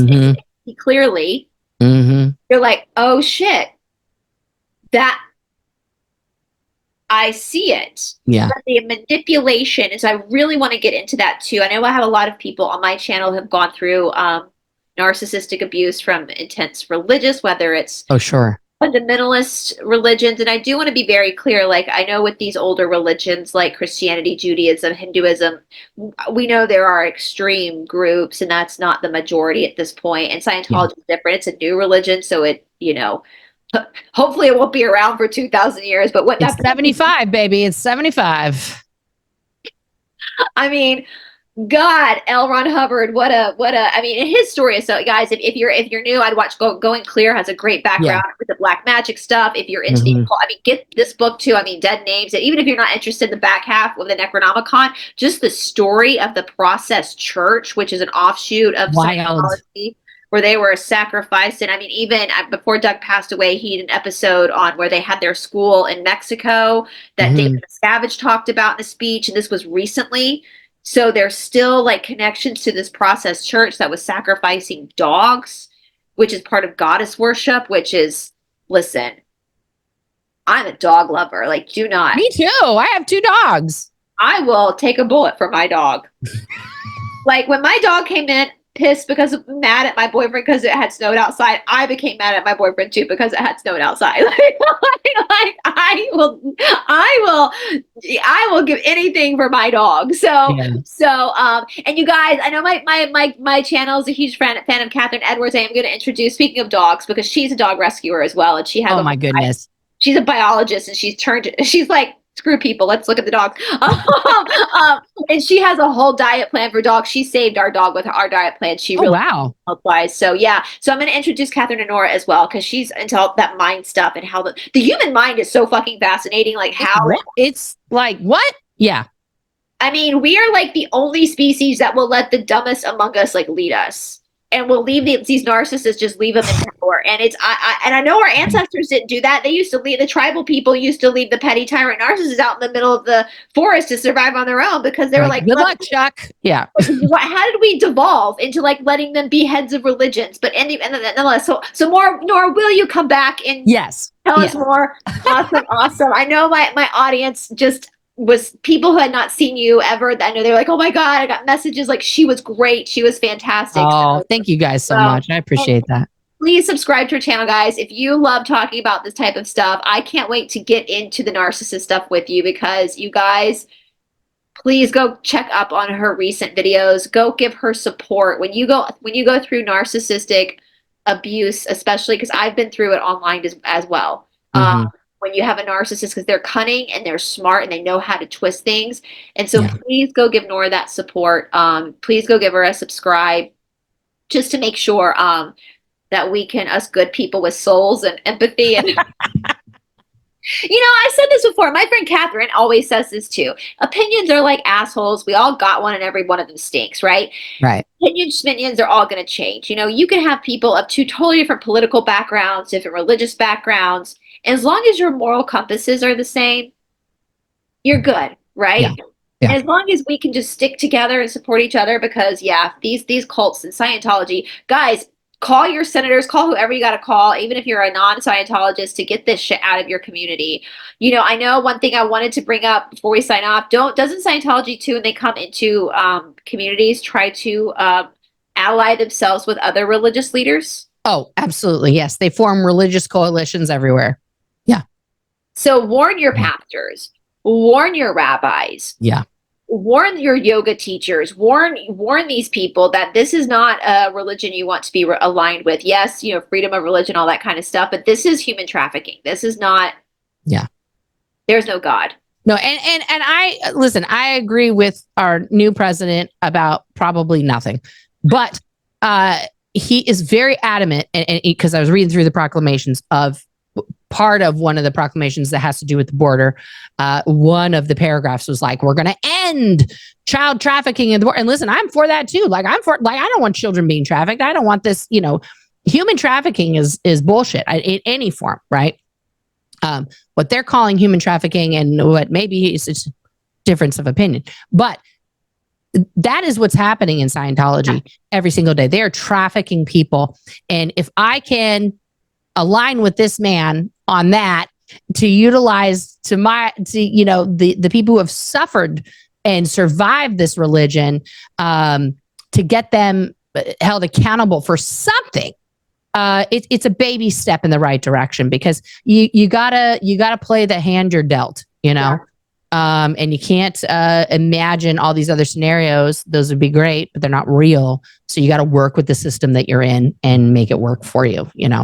I love that you're doing that too. There's a great quote I love. It's listen to understand, not listen to react. And I think if we all come on the same page and listen to understand and find that moral compass, that I don't know one Democrat or Republican or independent or libertarian that wants children to be trafficked. Yeah. I don't know where is that guy that's like, that's a great idea. Let's do that. Oh, fuck. Guys, get out of the van. We're not human trafficking anymore. I don't know anybody that's like, I like it.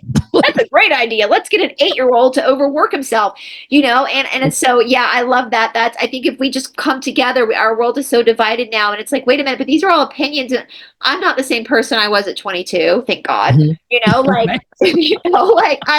I would like to have my weight back from 22, but girl, stop your face. You're gorgeous. Stop it. Well, but I like being in my 40s now, because my opinions have changed on a lot of stuff. I'm way more grounded on a lot of stuff. I date better men now, thank you, trauma therapy. But we can come down and work together to end this and to just let people live. I mean, children, it breaks my heart. I will say one thing that cracked me up with the inauguration was Vance's kids playing. I don't know if you saw that, playing with his dad's hair. And bless those kids' heart. They're 7, 4, and 2. They give zero fucks. They're like, oh, we have to sit here. It's cold. It's stupid. What's all this talking? I'm bored. One guy's kid's wearing in the middle of he doesn't even realize what's happening. And it made me think of the royal kids when they're playing. And I'm like, so if these kids that are these politicians, these high, we'll say already public people, Yeah. they're being allowed the grace to play. Shouldn't Scientology allow their children the grace to play too? Exactly. If the vice president of the United States and aren't bothered about these children, and if the king and the royal family aren't bothered about the children, then why should we? Yeah. Why should Scientology let them play? That's how kids learn. They learn by playing. So anyway, Nora, well, thank you for giving so much time today. And I can't wait to because I really want to get to the RPF because that thing is really fascinating. The fact that it's thinking. That's a trigger warning. That's a trigger warning stream. It's going to be bad.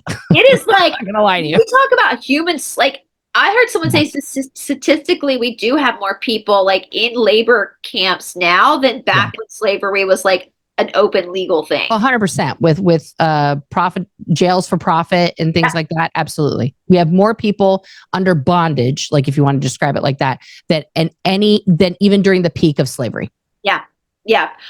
And then you got people like David Miscavige running amok, and he's the literal criminal, in my opinion. Oh, 100%. He's an absolute diabolical criminal and should be behind bars for all eternity. If we could keep him alive that long for eternity, I would vote for that. Put him back in that reincarnation cycle. Totally. So, well, thank you, Nora. Again, all the links. I'll try to put all those books up, guys, down too that I pulled up, and that Doogie story. I'd love for you to listen to that and his little story about being in Clearwater and So anyway, all right, guys, have a wonderful, wonderful day, and we'll see you on the next one. Bye, everybody.